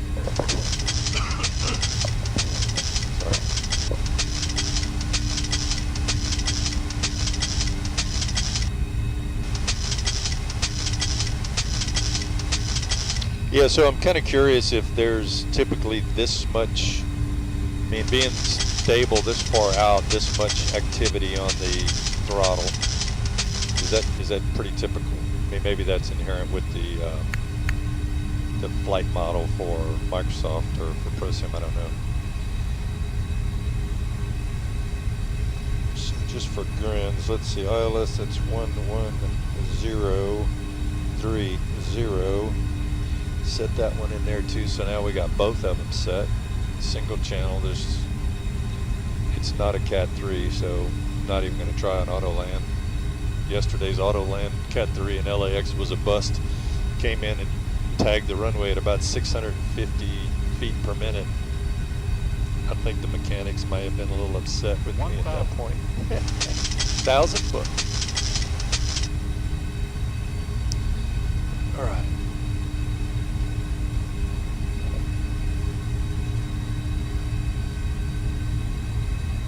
Let's just fly this thing. My airplane. Yep, pretty well trimmed. That's what I was looking for. So, Giovanni, if you're watching, let Luciano know. Yeah, no abrupt changes when I took the autopilot, disengaged the autopilot. It's maintaining pretty well, and a little bit above the glide slope here, but that's okay. The glide slope on the PFD is showing me a little bit high, where this is showing me a little bit low. Yeah, I see an airplane on there. Yeah, Auckland traffic, the Mirage 686, I see the aircraft departing at runway 23. Short final, runway 5, Auckland. All right, so we're a little bit low, but let's see. Yeah. I'm just aiming for the touchdown zone. 50, 40, 30. All right, retard. 20. Yep, no, it's retarding. It's doing that on its own. I'm not touching it. I'm just letting it bleed, at the airspeed bleed off. Nice. That worked out well. Okay, reversers. Brakes.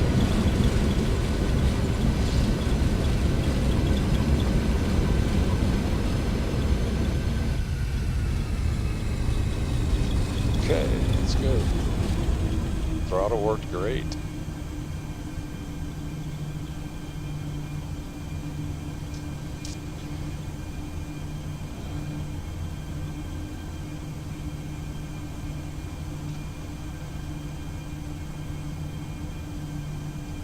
Auckland traffic, Mirage 686, departing runway 05 right at Alpha 3, taxi to the terminal via Alpha. Auckland traffic.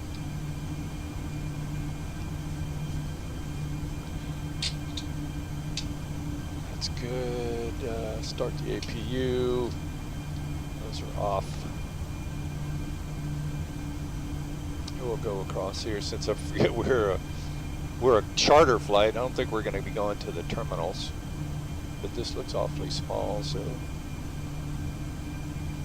that looks like an A380 over there, big boy. All right, we'll turn these off. Flaps up. That's good. All right, so that worked out well. Taxi to the gate. Exterior lights are off. APU is started. Yaw damper switch is off. Window heat switches, we can turn those off.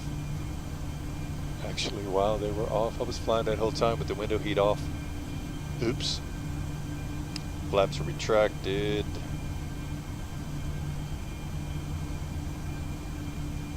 We have no window heat on. Auto brake is off. Speed brake is down. Flaps are up. Transponder. Let's see, we can turn our weather off. Turn that off. This looks like as good a place as any.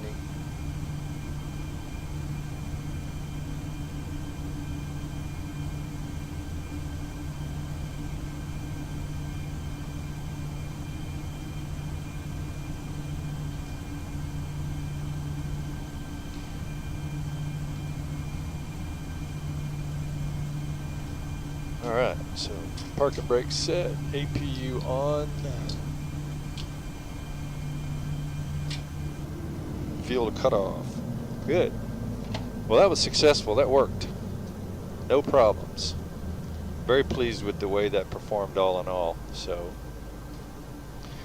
and I think I'm going to leave everything running because I may do another one. So I'm going to have a word with Auckland Tower 118.7.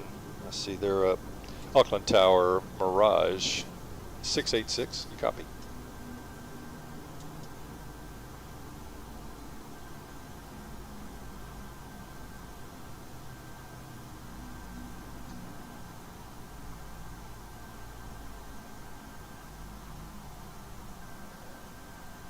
Auckland Tower, you copy? Radio check, Mirage 686. 118.7, that's who he is. Let's see, what's the deal? Is he not hearing me or? Sure, Chuck, sounds good. Let's shoot for May. I'll let Tim know as well. That'd be awesome. Have a good day, sir. Thanks for the help and advice.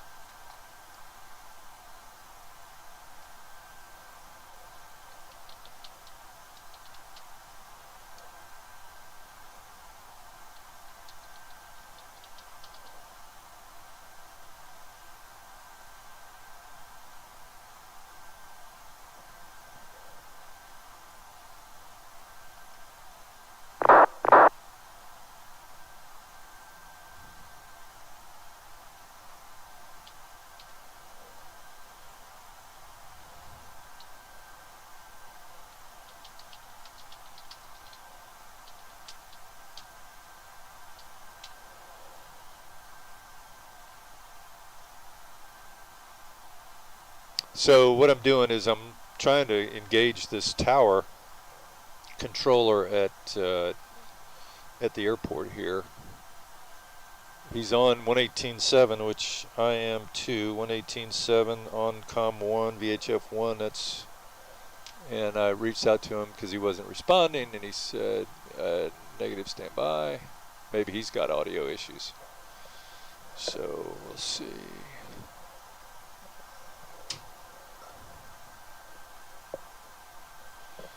Okay, so let's do lights off, wings off, anti-collision off, strobe standby, logo off. Let's get some ground power going here and get rid of our packs.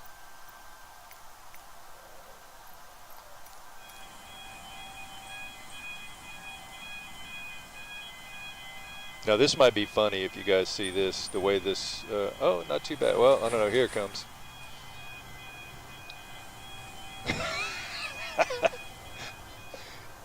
I don't know what the deal is, if it's just a placement of this ProSim model.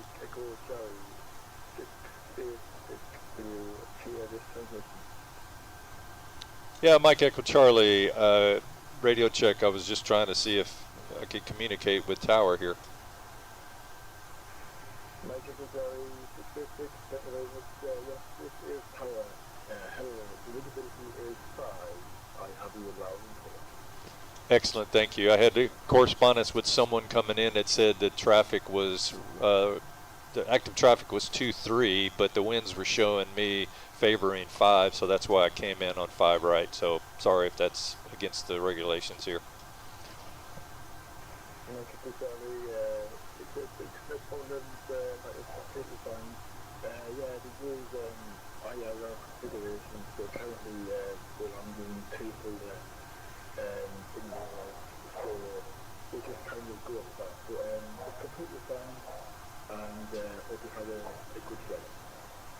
A copy that. I appreciate that. Good to know for the future, and thanks for your help. Mirage 686.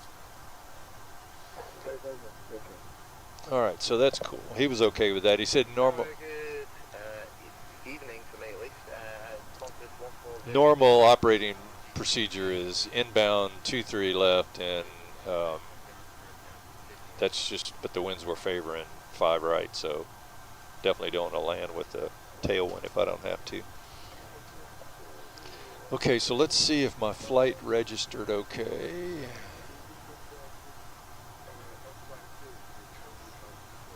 Submit PIRAP.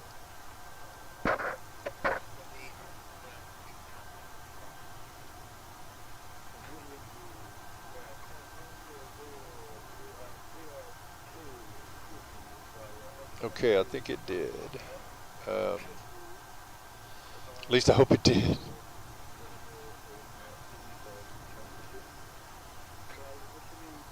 Okay, no, that's all right. Map. This is. All right, so that looked like it worked okay. I hope anyway. I'll have to go to my Mirage account and see if it showed up there fine. But so the other, I think I'm going to terminate. Thanks, Tom. I'm going to terminate the stream here because I'm at my destination. I am curious though about the trim sound. Just give me 2 Um, seconds. Just back. Put the fork in, then I'll be ready to go. That's interesting. I would hope that if I didn't have the radio punched in that I wouldn't be able to hear them, but I'm sure that's V-Pilot, so let's go ahead and disconnect. We'll move this out of the way. We are now ready for taxi Qantas 1406. Alright, so I disconnected from V-Pilot. I'm going to also pull up. So this is what I changed on the trim sound. I'm going to. Well, you don't normally close it, so yeah, I'll leave it there. Yeah, so this little app is called Nook Audio, so, or excuse me, it's Ultra BNC, so I'm able to connect with the little Nook PCs that are in the MIP. This is sort of like a virtual desktop is essentially what it is. Yeah, so let me just leave that here. I'll minimize them. Doesn't hurt that they're open. I'd rather not kill it. I could get out of the VNC and it won't affect the app. So, all right, good. Well, everybody, appreciate you sticking around. And hope to do another one here soon. Just got to check a few things out, and then we'll do another flight. I appreciate the comments and suggestions. Have a great day.